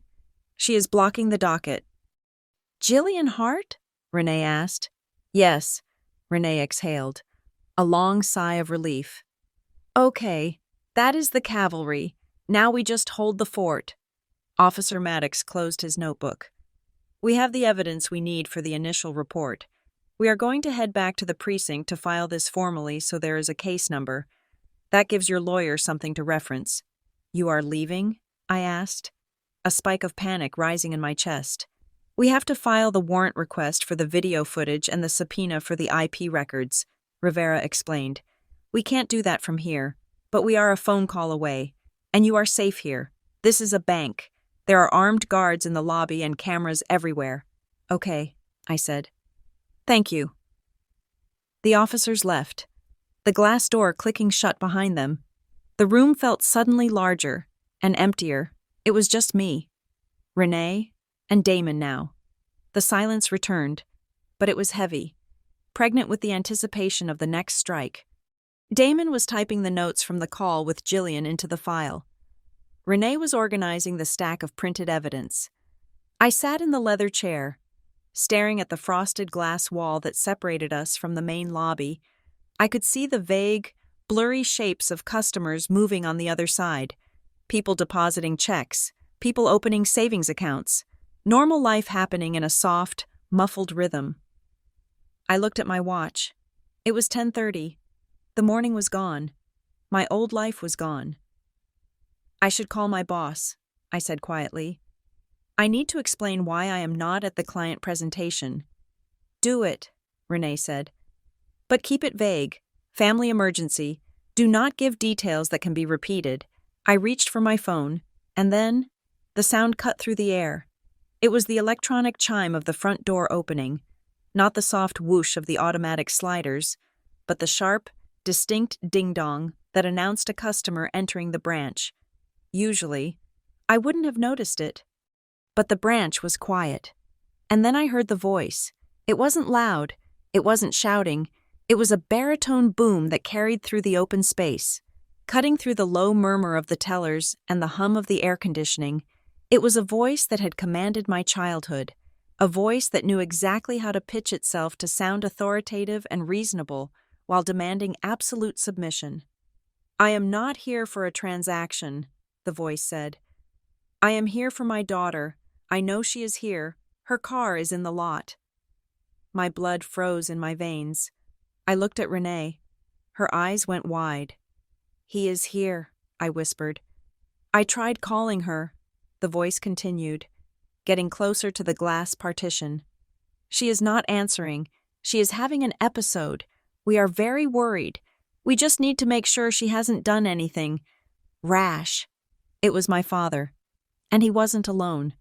I could hear the click-clack of heels. 2 sets. My mother and Blair. They hadn't gone to the court. They hadn't gone to a lawyer. They had come to the source. They had come to collect me. Renee stood up, her face setting into a mask of steel. She reached for the button under her desk that locked the magnetic seal on the glass door of our office. Click. Damon, Renee said, her voice low and dangerous. Call security, and call the police back. Tell them the subjects have returned to the scene. I stared at the frosted glass. A shadow fell across it, a large, looming silhouette that blocked out the light from the lobby. Kalani? My father's voice came through the glass, muffled but unmistakable. I know you are in there. Open the door. We need to go home. The handle of the office door jiggled, locked. Kalani, he said, sharper this time. Stop this nonsense. Open the door. I didn't move. I didn't breathe. I just watched the shadow of the man who had raised me, the man who was now trying to bury me, and I realized Jillian Hart was right. The quiet part was definitely over. The glass wall of the office vibrated. My father did not pound on it. He rapped his knuckles against the pane with a distinct, rhythmic cadence, tut-tut-tut-tut-tut, that was somehow more menacing than a fist. It was the sound of a man requesting entry to a room he believed he owned. Renee stood up, her chair scraping harshly against the floor. She looked at Damon. "Unlock it," she said. "If we keep them out there, they will play to the gallery. Bring them in where we can control the volume." Damon pressed the release button. The magnetic lock disengaged with a heavy thud. My father pushed the door open instantly. He did not look at Renee. He did not look at Damon. His eyes locked onto me, and for a second, I saw the raw, terrifying heat of his anger before he blinked it away, replacing it with a mask of weary, paternal concern. "Kalani," he said, his voice thick with a performance of relief. "Thank God. We have been calling you all morning. Your mother has been sick with worry." My mother stepped out from behind him, clutching her handbag to her chest like a shield. Blair followed, her face scrubbed clean of makeup, wearing a soft cardigan that made her look 10 years younger, like a confused student rather than the architect of a digital heist. "We need to go, honey," my mother said. She didn't look at me. She looked past me, projecting her voice toward the open door so the tellers and the 2 customers in the lobby could hear. "You are having an episode. You know what Dr. Thorne said. You need to be in a safe environment." "I am in a safe environment," I said. My voice was low, trembling not with fear, but with the adrenaline of a cornered animal. "I am in a bank." "You are confused," my father said, stepping into the room and filling the space. "You think these people are your friends, but you are not thinking clearly. We have the paperwork. Kalani, we are here to help you manage this." He reached for my arm. "Do not touch her," Renee said. It wasn't a request. It was a command, delivered with the icy authority of someone who managed millions of dollars of liability. My father froze, his hand inches from my elbow.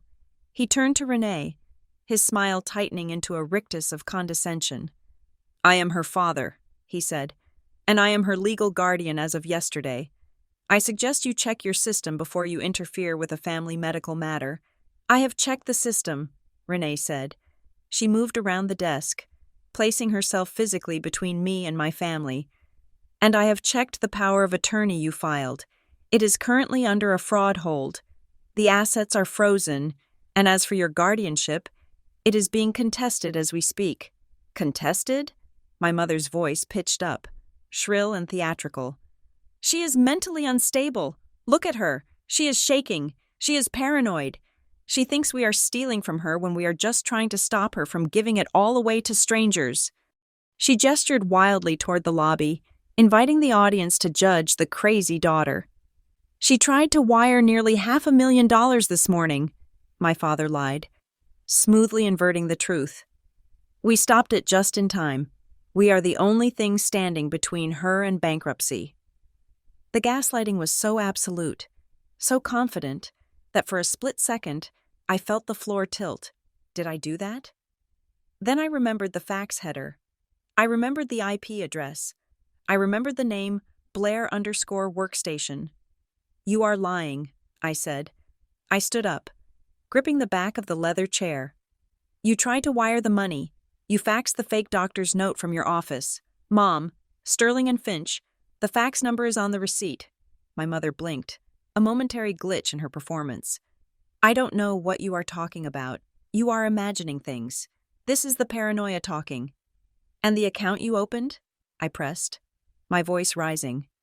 "The Hull Family Stabilization Fund? You used my money to pay the lawyers to sue me. Is that paranoia?" "It is management," my father snapped, dropping the concerned act for a flash of steel. "You are not capable of handling that trust. We built that money. It belongs to the family. It belongs to the trust." Renee corrected. And right now, the trust is locked. Officer Maddox, Renee called out, looking past my father to the hallway. My father spun around. Officer Maddox and Officer Rivera were standing in the doorway. They hadn't left. They had stepped out to call the precinct, but had returned the moment the commotion started. They had heard everything. Step back. Mr. Hull, Officer Maddox said. His hand was resting casually, but pointedly, on his belt. Not on his weapon, but near enough to signal authority. You are causing a disturbance in a federally insured financial institution. This is a private family dispute, my father said, his face flushing a dark red. You have no jurisdiction over a father protecting his daughter. We are conducting an investigation into identity theft and wire fraud, Rivera said, stepping into the room. And right now, you are suspects in that investigation. Anything you say is being noted, including your admission that you are trying to move the money. We are not suspects, my mother cried, looking at Blair for support. Blair, tell them how sick she has been. Blair stepped forward. She looked at me with wide, watery eyes. It was a perfect performance of the heartbroken sister. Kalani, she said softly, please, you don't remember, do you? You don't remember asking us to do this? You called me last week, crying. You said you were afraid you would lose everything. You asked us to take over. I stared at her. The audacity was breathtaking. She was rewriting history in real time. I never called you, I said, and I never signed anything. You wrote that power of attorney, Blair. We have the metadata, Blair_workstation. Does that sound familiar? Blair's face went slack. The sorrow evaporated, replaced by a flash of genuine fear. She hadn't expected the technical deep dive. She thought a signature was enough. I was helping you draft a will months ago, she stammered. Maybe the file got mixed up. You are twisting everything. Enough. A new voice cut through the air. It came from the desk. My phone was propped up against the monitor, and the screen was alive with a video call I had initiated 10 seconds ago under the table. Jillian Hart's face filled the screen. She was sitting in her office, framed by a wall of law books, wearing glasses that looked like they cost more than my car. I am Jillian Hart, the lawyer said, her voice amplified by the speakerphone. I am retained counsel for Ms. Kalani Hull. I am recording this interaction. My father looked at the phone, his jaw tightening. He knew the name. Everyone in the city with money knew the name Jillian Hart. Mr. Hull, Jillian continued, her tone sharp and precise. You are currently violating a cease and desist order that is being drafted and filed as we speak. You are harassing my client. You are attempting to coerce a beneficiary, and you are making defamatory statements regarding her mental health in a public space. I am her father, he sputtered. You are an adverse party, Jillian countered. If you say one more word to my client without your own counsel present, I will add witness intimidation to the list of complaints I am filing with the probate court this afternoon. Do I make myself clear? The room went silent. The weight of the legal threat sucked the oxygen out of their performance. They weren't dealing with a confused daughter anymore. They were dealing with a law firm. This is ridiculous, my father muttered. He looked at my mother. We are leaving. We will settle this with the judge. You do that, Renee said. But you are doing it outside. I am formally requesting that you leave this branch. Your presence is disrupting business. If you do not leave, I will authorize Officer Maddox to remove you for trespassing. My father straightened his jacket. He looked at me one last time, his eyes cold and hard, stripping away any pretense of love. You are making a mistake, he said. You are going to lose everything, and when you do, don't come crawling back to the house. I have my own house, I said. And I changed the locks? He sneered. He turned on his heel and marched out. My mother followed, shooting a look of venomous hatred at Renee. Blair lingered for a second. She looked at me, and for a moment, I thought she might apologize. I thought the sister I grew up with might break through the surface. You are selfish, Blair hissed. You always have been. She turned to follow our parents. and then it happened. As she spun around, she reached up to adjust the strap of her heavy shoulder bag, the sleeve of her cardigan, which had been pulled down over her hands in that affectation of innocence, slid up just a few inches. The fluorescent lights of the bank lobby hit her wrist. There was a flash of silver, a chain, and dangling from it, catching the light with a sharp, undeniable clarity, was a charm, a 5-pointed star. It wasn't just similar, it was identical. The same tarnished silver, the same distinctive, slightly bent point on the star that I had seen when Damon zoomed in on the freeze frame. Time seemed to stop. I didn't breathe. I pointed. My finger felt heavy, like lead. "The bracelet," I whispered. Officer Rivera saw it too. Her eyes widened. She took a half-step forward. "Ms. Hull," Rivera called out to Blair. Blair stopped. She turned back, annoyed. "What?" "Your wrist," I said. My voice was louder now, gaining strength. "Show them your wrist." Blair looked down, confused. She saw the bracelet exposed. She pulled her sleeve down quickly, a reflex of guilt that was faster than thought. "I don't know what you are looking at," Blair said, her voice rising in panic. "That is the bracelet," I said, looking at Renee. "That is the star charm, the one the imposter was wearing in the video." Renee looked at the monitor where the frozen image of the fake Kalani still sat. Then she looked at Blair. "It is the same," Renee said. "It's a common bracelet," Blair shouted, backing away toward the door. "Thousands of people have them. You are crazy." "I saw that video. Blair," I said, stepping out from behind the desk. "The girl in the chair was wearing that exact charm. Did you give it to her? Did you dress her up? Or was it you?" "It wasn't me," Blair screamed. "I was at work." "You were at your workstation," I said. "Drafting the forgery. We know about the metadata. Blair, we know about the device fingerprint." Blair's face crumbled. The mask of the victim fell away, revealing the terrified, caught child underneath. She looked at our parents, who were standing by the exit, staring at her with a mixture of horror and calculation. They weren't horrified that she did it. They were horrified she had been caught. Blair stammered. "Mom told me to wear it. She said it looked respectable." The silence that followed was absolute. She hadn't just admitted to owning it. She had implicated our mother in the costuming. Officer Maddox stepped forward, his notepad gone, his hand resting on his radio. "Ms. Blair Hull," Maddox said, "do not leave the building." I have to go," Blair said. She turned and ran, not a walk, but a run. Pushing past her stunned parents and through the glass doors into the parking lot. "Blair!" my mother screamed. My father looked at me, then at the police, and he made a choice. He didn't chase his daughter. He turned and walked out the door, maintaining his dignity even as his family disintegrated. "Let them go," Rivera said to Maddox, who had started to move. "We have the footage. We have the admission. Fleeing the scene just adds to the probable cause." I stood in the center of the office, trembling. The adrenaline was crashing, leaving me cold and hollow. The star charm. It wasn't just a piece of jewelry. It was the anchor that dragged the whole lie to the bottom of the ocean. "They didn't just hire a stranger," I said quietly. "My sister dressed someone up. She gave them her own bracelet to make them look like family."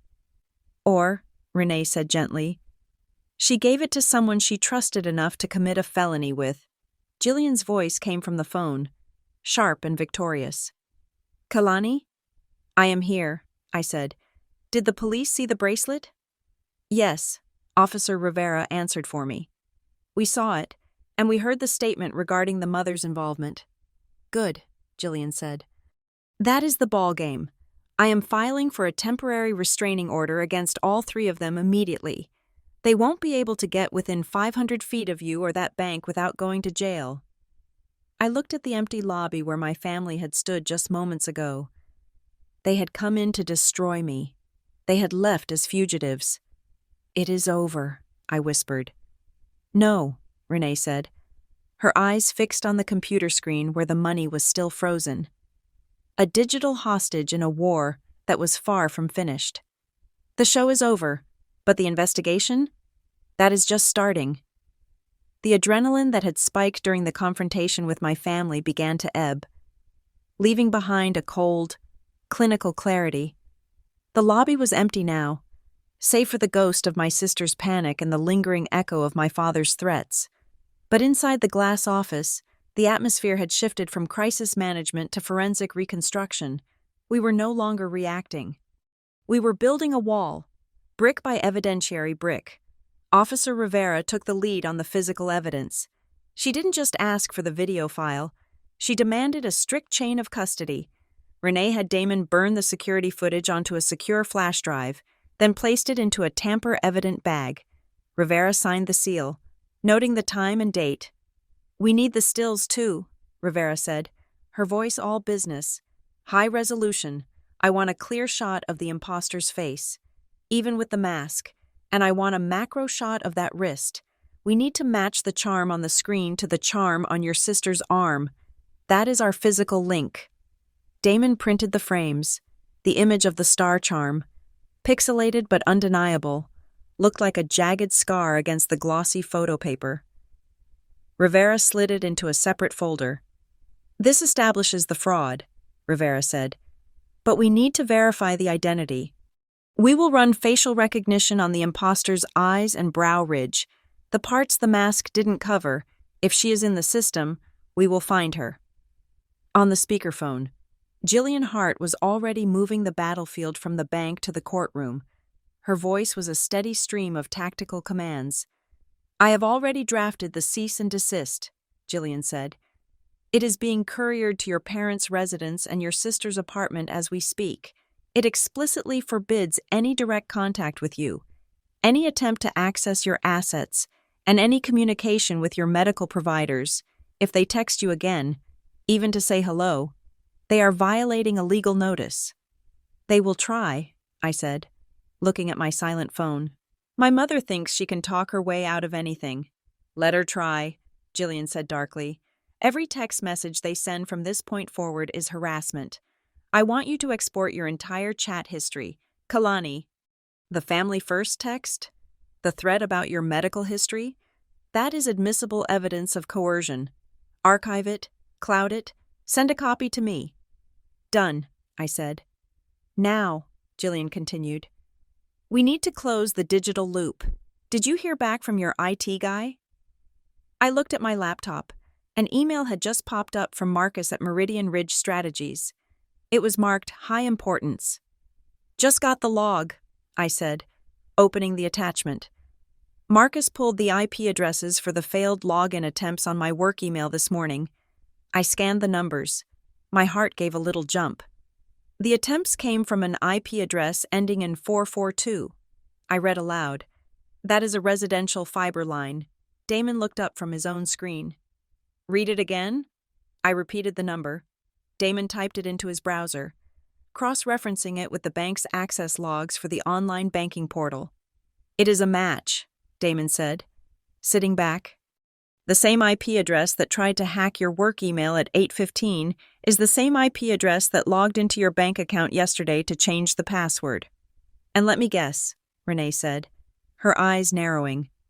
"It is the IP address for the Hull family residence." "It is," Damon confirmed. "They didn't even use a VPN. They did it from the kitchen table. So they tried to seize the bank account and the work email simultaneously," Rivera noted, writing it down. "That is not concern for a sick daughter. That is a hostile takeover of an identity." While we were connecting the digital dots, the voice of Marianne Solis from Trust Compliance came back on the line. She had been silent for 10 minutes, digging into the notary stamp on the forged power of attorney. "Renee, are you there?" Marianne asked. "I am here," Renee said. "What did you find on the stamp?" "It is worse than a fake," Marianne said. "I ran the commission number through the Secretary of State's database. The number belongs to a woman named Beatrice Klein, who died in 2019. A chill went through the room. "They used a dead woman's stamp?" I asked.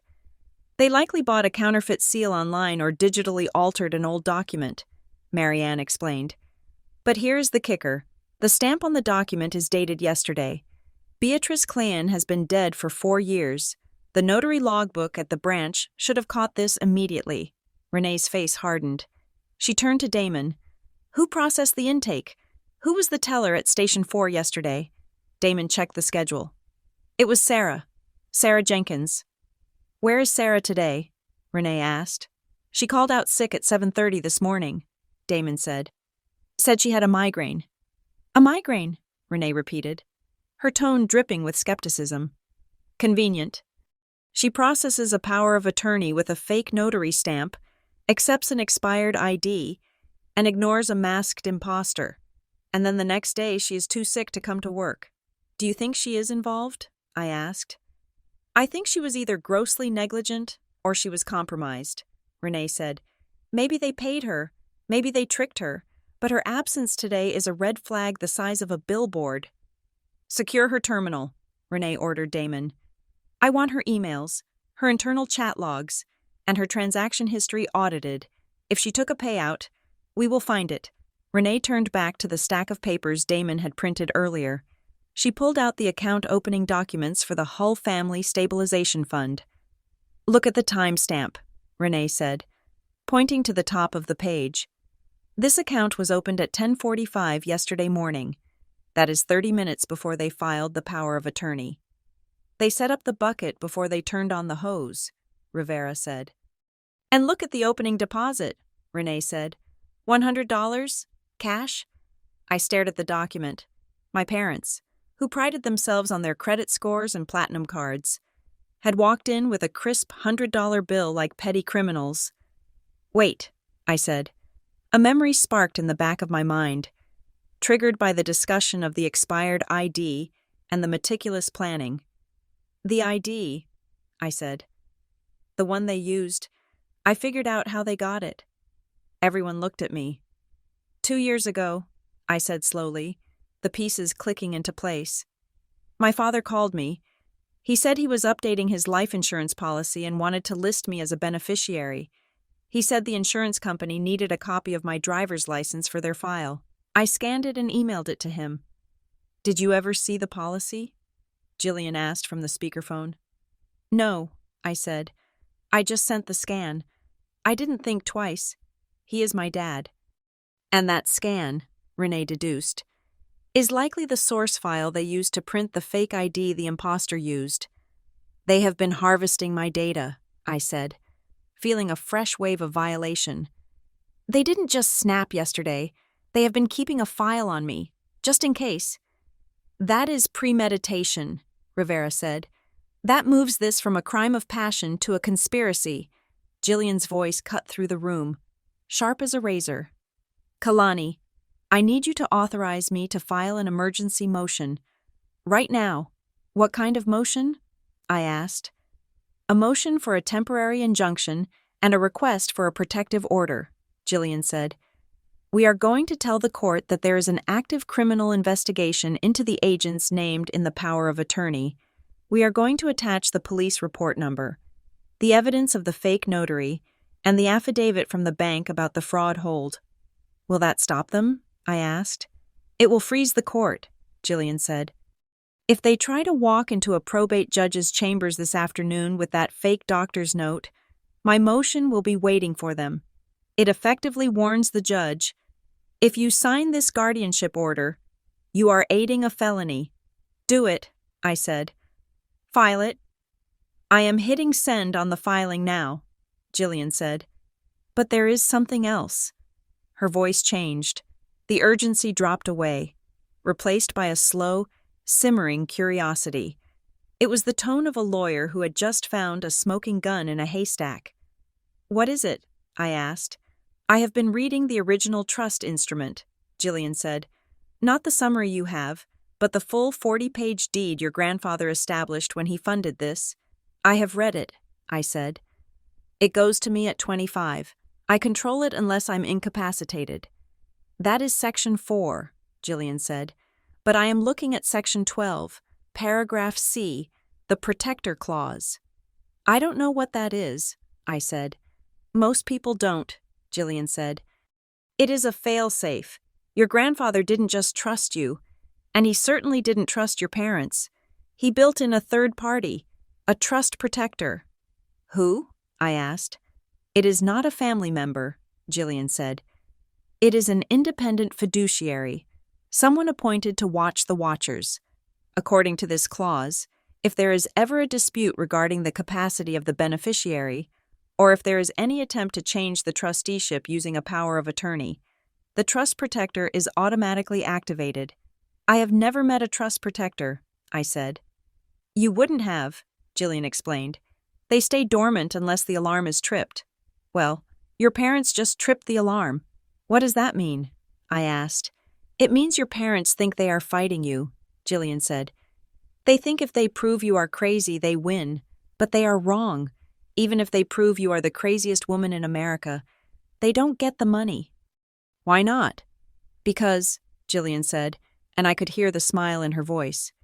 Section 12 says that in the event of incapacitation, the assets do not revert to the next of kin. They transfer to the exclusive control of the trust protector, who has the sole authority to determine your care. Your parents get nothing. Zero, no control, no access, no checkbook. The room went silent. They don't know, I whispered.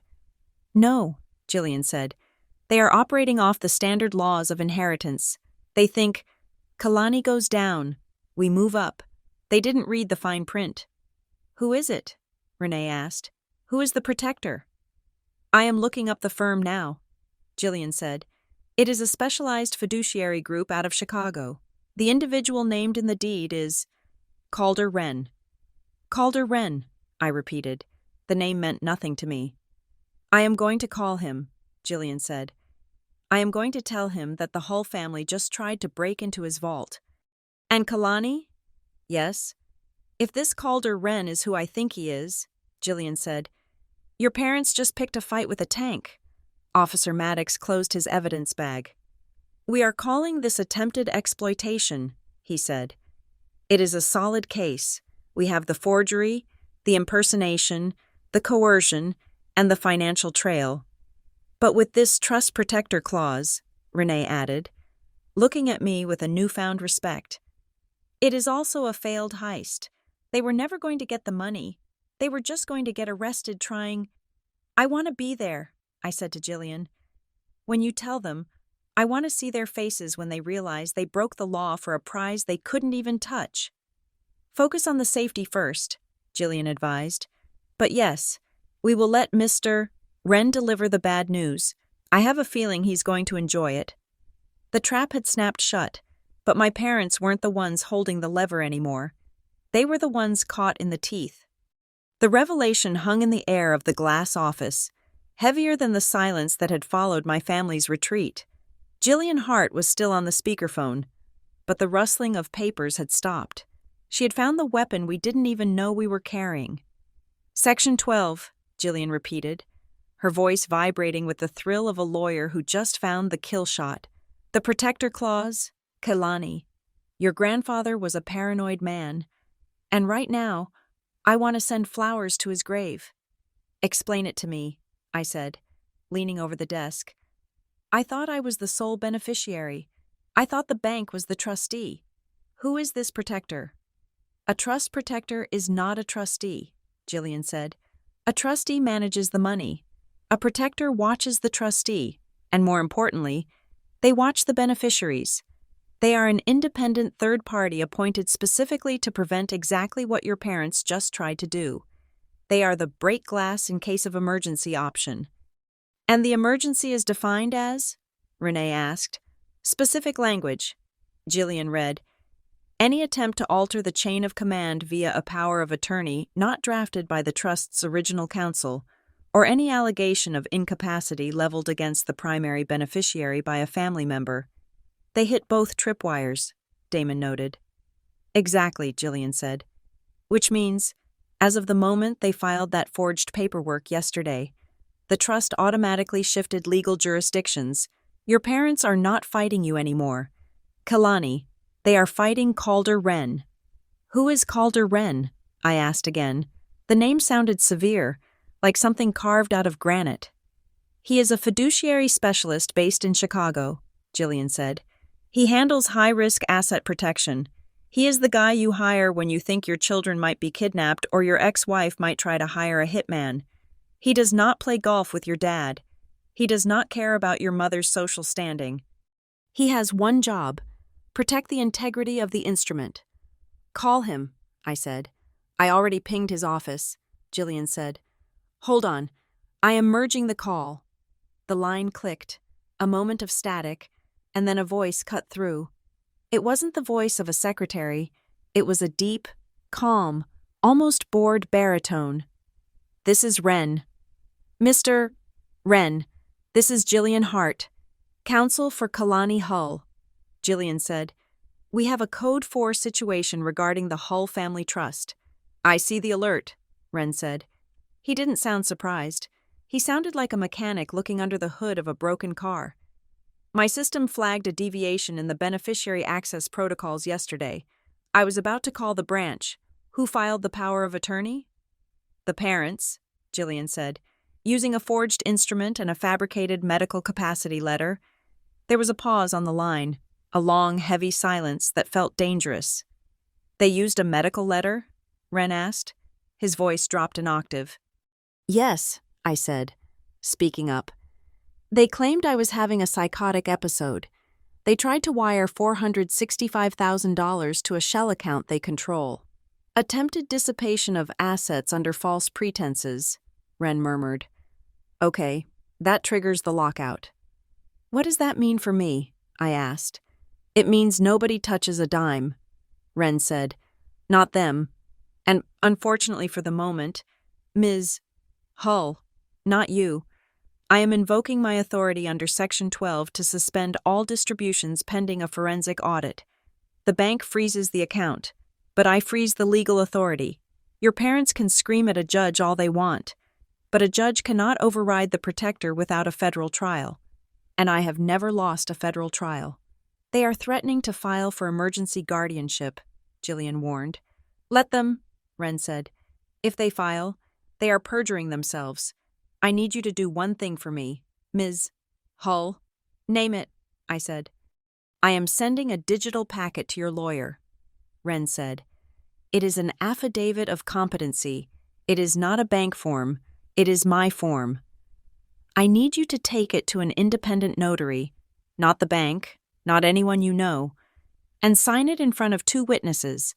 Then have a psychiatrist of your choosing sign the attached evaluation.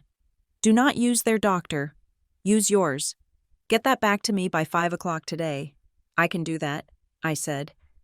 Once I have that, Wren said, I will file a notice with the court that the trust is under independent investigation.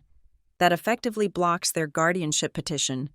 No judge will touch a ward who is already under the protection of a federally chartered fiduciary. Thank you, I said. Do not thank me, Wren said. I am doing my job. Your parents made a tactical error. Ms. Hull, they assumed this was a family piggy bank. They forgot it was a legal fortress. The line went dead. He is terrifying, Renee said, staring at the phone. He is perfect, Jillian corrected. He is the shield your grandfather bought you. As if on cue, my phone chimed. It was an email notification.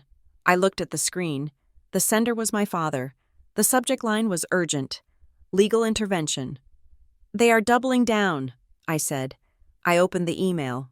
It was short, written in the frantic, capitalized style of someone who was losing control and trying to scream their way back into power. Kalani, since you refused to listen to reason at the bank and caused a public scene, we have no choice. We are filing a petition for emergency conservatorship this afternoon. We will present the court with evidence of your erratic financial behavior and your refusal to accept medical help if you do not grant us access to the account by 2 o'clock. The sheriff will serve you with the papers. This is your last chance to keep this private. Read it to me, Jillian said. I read the email aloud. Jillian laughed. It was a cold, sharp sound. They are bluffing. They know they can't get a court order that fast without the medical evidence. And we just blew up their medical evidence. They are trying to scare you into opening the door before the police arrive." "What do I reply?" I asked. "Nothing," Jillian said. "You do not talk to them. I talk to them. I am sending a response right now. I will copy you." 30 seconds later, my phone pinged again. A copy of the letter Jillian had just fired off to my father's email address. It was a masterpiece of legal violence. "Mr. Hull, please be advised that I represent Kalani Hull. Any further direct contact with my client will be considered harassment and a violation of the pending restraining order regarding your threat of legal action. The Hull Family Trust is currently under the jurisdiction of the Trust Protector, Mr. Calder Wren. Any petition for guardianship you file will be met with an immediate countersuit for fraud, forgery, identity theft, and elder abuse. Given the age of the notary stamp you utilized, we have the video, we have the metadata, we have the fake doctor's receipt. If you file a single piece of paper with the court, we will have you arrested for perjury before the ink is dry. Govern yourself accordingly. Govern yourself accordingly." Renee read over my shoulder. "Lawyers speak for try me." "That should buy us some silence," Jillian said, but the silence didn't last. My phone buzzed again. This time, it wasn't an email. It was a text message. From Blair.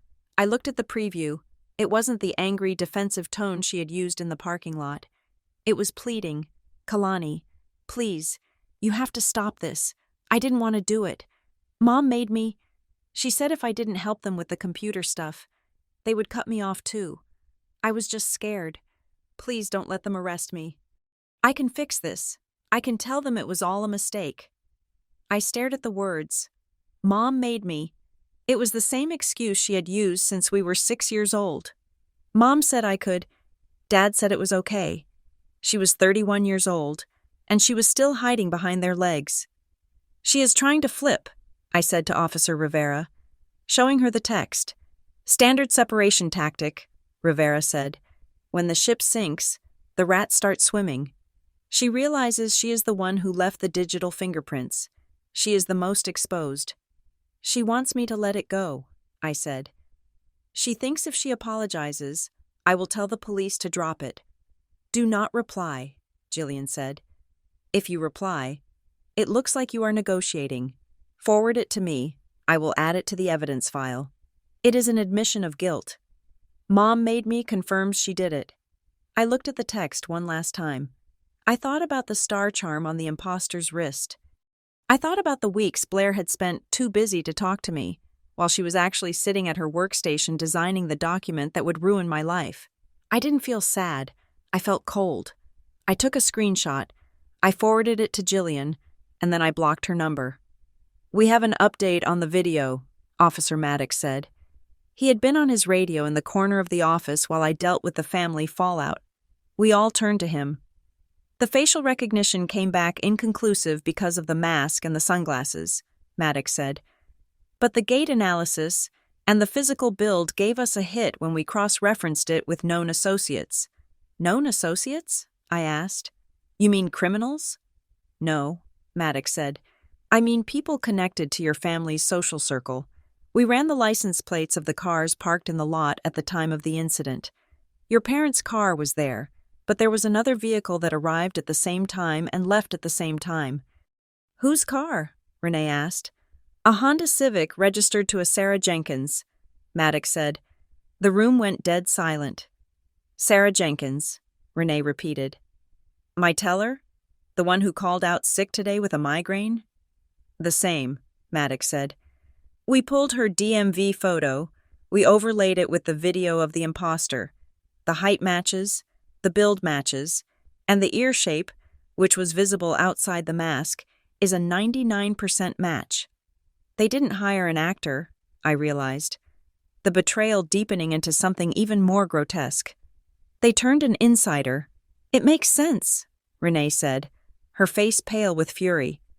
"That is why the signature passed. Sarah processed it herself. She sat in the chair, pretended to be you, signed the pad, and then jumped back behind the counter to approve her own fraud? No, that is impossible. The timestamps wouldn't work." "She didn't process it herself," Rivera corrected. She sat in the chair. Another teller processed it. But because Sarah works here, the other teller didn't scrutinize her. She probably thought, "Oh, that's Sarah's friend," or just didn't look closely because your parents were creating a distraction. Or, I said, the person behind the counter was in on it too. "We will audit everyone," Renee promised. "But Sarah Jenkins, she sat at my desk every day for 3 years. She knew your parents. They used to bring her cookies. They groomed her," Jillian said over the phone. "They found the weak link in the chain and they bought her. Probably promised her a cut of the $465,000. "We are sending a unit to Ms. Jenkins' residence now," Maddox said. "If she has the bracelet or the clothes, we have her." "They are going to turn on each other," Rivera said. "Your parents will blame Blair. Blair will blame your mother, and Sarah will blame all of them to save her own skin." "Let them burn," I said. My phone rang again. A call this time. Unknown number. "Answer it," Jillian said. "Put it on speaker." I tapped the green button. "This is Kalani Hull." "Ms. Hull, this is Calder Wren," the voice returned. "I have received the preliminary digital packet from your counsel. The affidavit of competency is sufficient for me to initiate the full lockdown." "Okay," I said. "So the money is safe?" "The money is secure," Wren said. "But there is something you need to know. I have been reviewing the transaction history and the proposed transfer your parents attempted." "The $465,000, I said. "Yes," Wren said. "That figure, it represents the liquid cash in the account. But Ms. Hull, your parents seem to be laboring under a significant misunderstanding regarding the nature of the trust." "What do you mean?" I asked. "They tried to drain the cash," Wren said, "and they assumed that was the bulk of the estate. But looking at the original deed your grandfather structured, the cash is just the operating capital, the dividends." I frowned. "I don't understand. I see the statement every month. It says $480,000. "That is the distributable balance," Wren corrected. "That is the money available for your living expenses. But the principal? The core assets that generate that cash?" He paused, and I could hear the faint click of a keyboard. "Your grandfather placed the principal in a separate, blind vehicle," Wren said. "It is not in the bank. It is in a diversified portfolio of municipal bonds and land leases. It doesn't show up on your retail banking app because it is not liquid." "How much is it?" I asked. My voice was barely a whisper. "Your parents committed 3 felonies, destroyed their relationship with you, and risked prison time to steal the contents of the checking account," Wren said. "But they couldn't touch the real money if they wanted to. The principal is valued at roughly $4.2 million. The number hung in the air. $4.2 million. I looked at Renee. Her mouth was slightly open. "They didn't know," I said. "They thought the $480,000 was everything." "Greed makes people lazy," Wren said. "They saw a number and grabbed it. They didn't bother to read the map. They were fighting over the crumbs on the table while the feast was locked in the kitchen. I didn't know either," I said. "That was by design." Wren said, "Your grandfather wanted you to build a career without the weight of that number hanging over you. He set it to reveal itself when you turned 35, or in the event of a protector intervention. So they did all this," I said, a bitter laugh bubbling up in my throat. "For 10%. "Less than 10%, Wren said. "And now they get 0%. I am scheduling a formal review for tomorrow morning at 9. I want you there. And I want your lawyer there. We are going to restructure the access protocols so that no one, not your parents, not a rogue teller, not even a judge, can touch this without your biometric consent." "I will be there," I said. "One last thing. Ms. Hull," Wren said. "Your parents, they are going to find out about this other number eventually, when the court filings go public. When they realize what they actually lost, they are going to come at you harder, or they are going to beg harder." "I don't care," I said. "Access denied means access denied." "Good," Wren said. "I will see you at 9. He hung up. I stood there, looking at the frozen screen of the bank computer. The red letters of access denied were still there, blinking softly. My parents had tried to steal my life. They had tried to paint me as broken, as incapable, as a child who needed to be managed. They had risked everything for a payday they didn't even understand. And tomorrow, I wasn't just going to get my money back, I was going to find out exactly what my grandfather had really left me. Renee looked at me. $4 million, she whispered. Kalani, you are not just a victim of fraud anymore. You are a dynasty. No, I said, picking up my purse. I am just the one holding the keys. I walked toward the door. The police were still there. The lawyers were on the line. And the evidence was stacked high. But for the first time all day, I didn't feel the weight of it. I felt light, because I knew something my parents didn't. They had started a war for a hill. They didn't know they were standing on a mountain, and I was about to trigger the avalanche. The conference room on the second floor of the First Sovereign Bank was soundproof, windowless, and cold. It was the kind of room designed for serious money and serious problems, and today, we had both. I sat at the head of the polished mahogany table. To my right was Jillian Hart, my attorney, who looked like she had slept in her suit but was running on pure, high-octane vindication. Across from us sat Renee Calder and Damon Vale, representing the bank's Security and Fraud Division, and on the large screen mounted on the wall, participating via a secure encrypted video link from Chicago, was Calder Wren. He looked exactly as he sounded on the phone, austere, sharp, and utterly unamused by the chaos my family had caused. "Let us bring this meeting to order," Wren said. His voice filled the room, authoritative and final. "We are here to ratify the status of the Hull Family Trust and to formally close the security incident initiated yesterday." Damon slid a file folder across the table to me. It was thick. "This is the bank's formal incident report," Damon said. "It confirms that the wire transfer for $465,000 was successfully canceled. It never left the clearinghouse. The funds have been returned to the primary checking ledger." "And the test transfers?" Jillian asked, her pen hovering over her legal pad. "The $14,000 they moved to the stabilization fund?" "Clawed back," Renee said with a grim satisfaction, "because the stabilization account was opened under fraudulent pretenses using a compromised identity. We exercised our right of offset. We drained it. Every penny is back in Kalani's account. The account itself has been closed and flagged for federal reporting." "Good," Jillian said. "Now, Mr.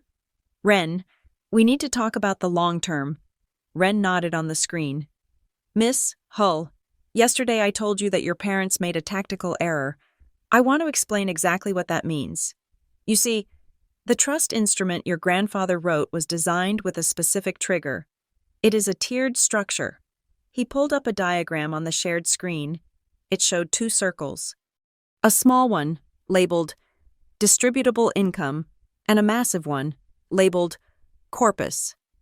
"The $480,000 you see in your app?" Wren pointed to the small circle. "That is the surface water. That is the money your grandfather designated for your daily life. Mortgage, car, travel. It is liquid, it is accessible, and it is the only thing your parents could see." He tapped the large circle. "This," Wren continued, "is the corpus. It is the engine. It holds municipal bonds, commercial real estate leases, and a diversified portfolio of blue-chip stocks. It is valued at roughly $4.2 million.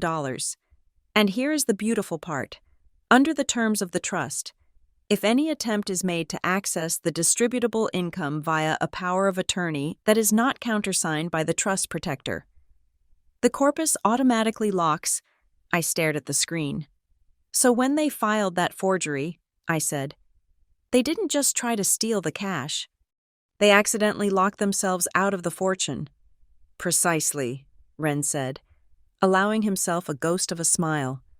"By trying to steal the fruit, they poisoned the tree. Even if their forgery had been perfect, even if the bank had accepted it, the moment that wire transfer hit the network, my system would have severed the connection between the income and the principal. They would have drained the checking account, sure, but they would have permanently disqualified themselves from ever petitioning for the $4 million. They set fire to the house to steal the television, Jillian summarized. And now, Wren said, we make sure they never get near the matches again. The door to the conference room opened, and Officer Rivera stepped in. She looked tired but satisfied. She was carrying a darker, thinner file. Sorry to interrupt, Rivera said, but we have the preliminary statements from the interviews. Jillian sat up straighter. Did you get them?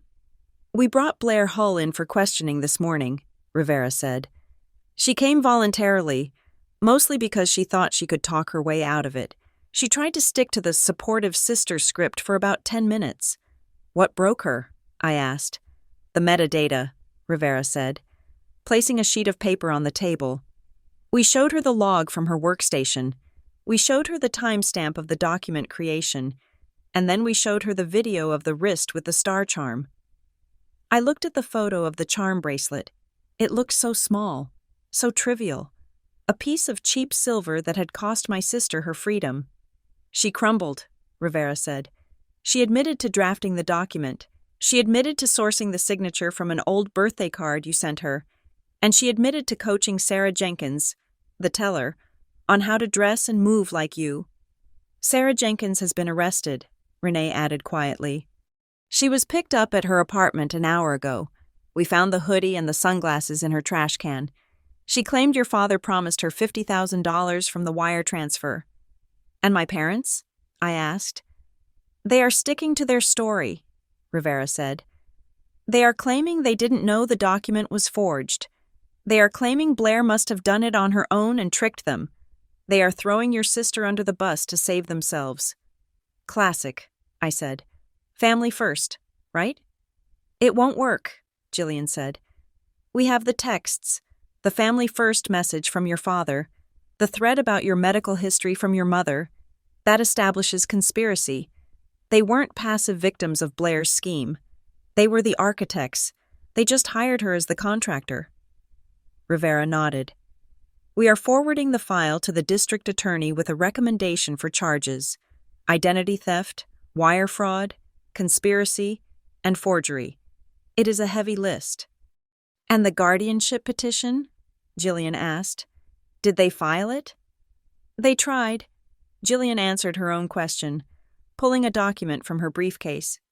My paralegal just sent this over. They walked into probate court at 9 this morning. They had a new lawyer, a strip mall guy, not their usual firm, and they tried to file for an emergency ex parte conservatorship. What happened? I asked. The clerk flagged it immediately, Jillian said, grinning. Because I had already filed our injunction, and because I had attached the independent psychiatric evaluation we got yesterday. She slid the evaluation across the table. It was signed by Dr. Linus Vance, the head of psychiatry at the University Hospital. I had spent 2 hours with him yesterday evening. Patient is fully oriented, cognitively sharp, and displays no signs of mania, psychosis, or incapacity. Patient demonstrates a sophisticated understanding of her financial situation. The allegations of instability appear to be without merit and potentially retaliatory in nature. The judge took one look at Dr. Vance's letter, then looked at the fake note from the doctor who doesn't exist, and he tossed their petition. Jillian said, He didn't just deny it. He dismissed it with prejudice. That means they can never file for guardianship of you again, ever. It is over, I whispered. Not quite, Wren said from the screen. The legal threat is neutralized, but the protection needs to be codified. He typed something on his end, and a printer in the corner of our room whirred to life. A single page slid out. This is the new protocol, Wren said. I am restructuring the trust's access requirements, effective immediately. The power of attorney clause is stricken from the bylaws. We are moving to a direct verification model. Damon picked up the page and handed it to me. From this day forward, Wren explained, any request to move more than $5,000 requires 3 things. 1, your digital authorization. 2, a countersignature from an independent legal counsel, Jillian, in this case. And 3, biometric verification at a bank branch. No remote wires, No faxed orders, no apps. It is a little inconvenient, I admitted. Safety is always inconvenient, Ren said. But it means that even if they kidnap you, even if they hold a gun to your head, they cannot get the money because they cannot get Jillian, and they cannot get the biometrics without walking into a bank full of cameras. I will take it, I said. Lock it down. It is done, Ren said. The protection is active, the corpus is sealed, the income is yours, and Ms. Hull? Yes? Your grandfather would have been proud of you, Ren said. You didn't just survive the raid, you fortified the castle. The meeting broke up 10 minutes later. Renee shook my hand, her grip firm. Officer Rivera gave me a nod of respect as she gathered the evidence that would likely put my family in prison for the next 5 years. I walked out of the conference room and down the stairs to the main lobby. It was bustling now, full of people on their lunch break. The mundane rhythm of life had returned. I stopped in the center of the lobby, right where my father had stood yesterday, right where Blair had run away. I pulled out my phone. I opened the banking app. There was no red banner, no spinning wheel of death. The screen loaded instantly. The balance was there, $480,000. But below it, there was a new line of text, glowing in a calm, reassuring green. Status: protection active, fiduciary oversight engaged. I stared at the words, yesterday. The words, access denied, had felt like a door slamming in my face. They had felt like expulsion, like I was being kicked out of my own life. But now, looking at the green shield icon next to my name, I realized the truth. The system hadn't been denying me. It had been denying them. The access denied screen was the only thing that had stood between me and total ruin. It was the system working exactly as it was supposed to, holding the line until I could get there to defend it. My parents had wanted to control me. They had wanted to turn me into a perpetual child, an incapacitated ward who needed their permission to buy a cup of coffee. They had wanted to be the gatekeepers. I looked at the protection active status one last time.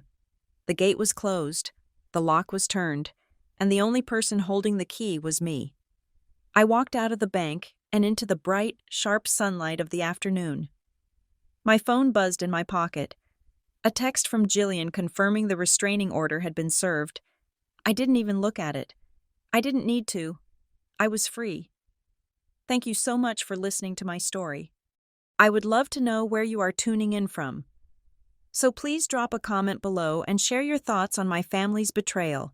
If you enjoyed this story, please subscribe to the Emma Revenge Stories channel, like this video, and hit that hype button so more people can hear how I fought back and won.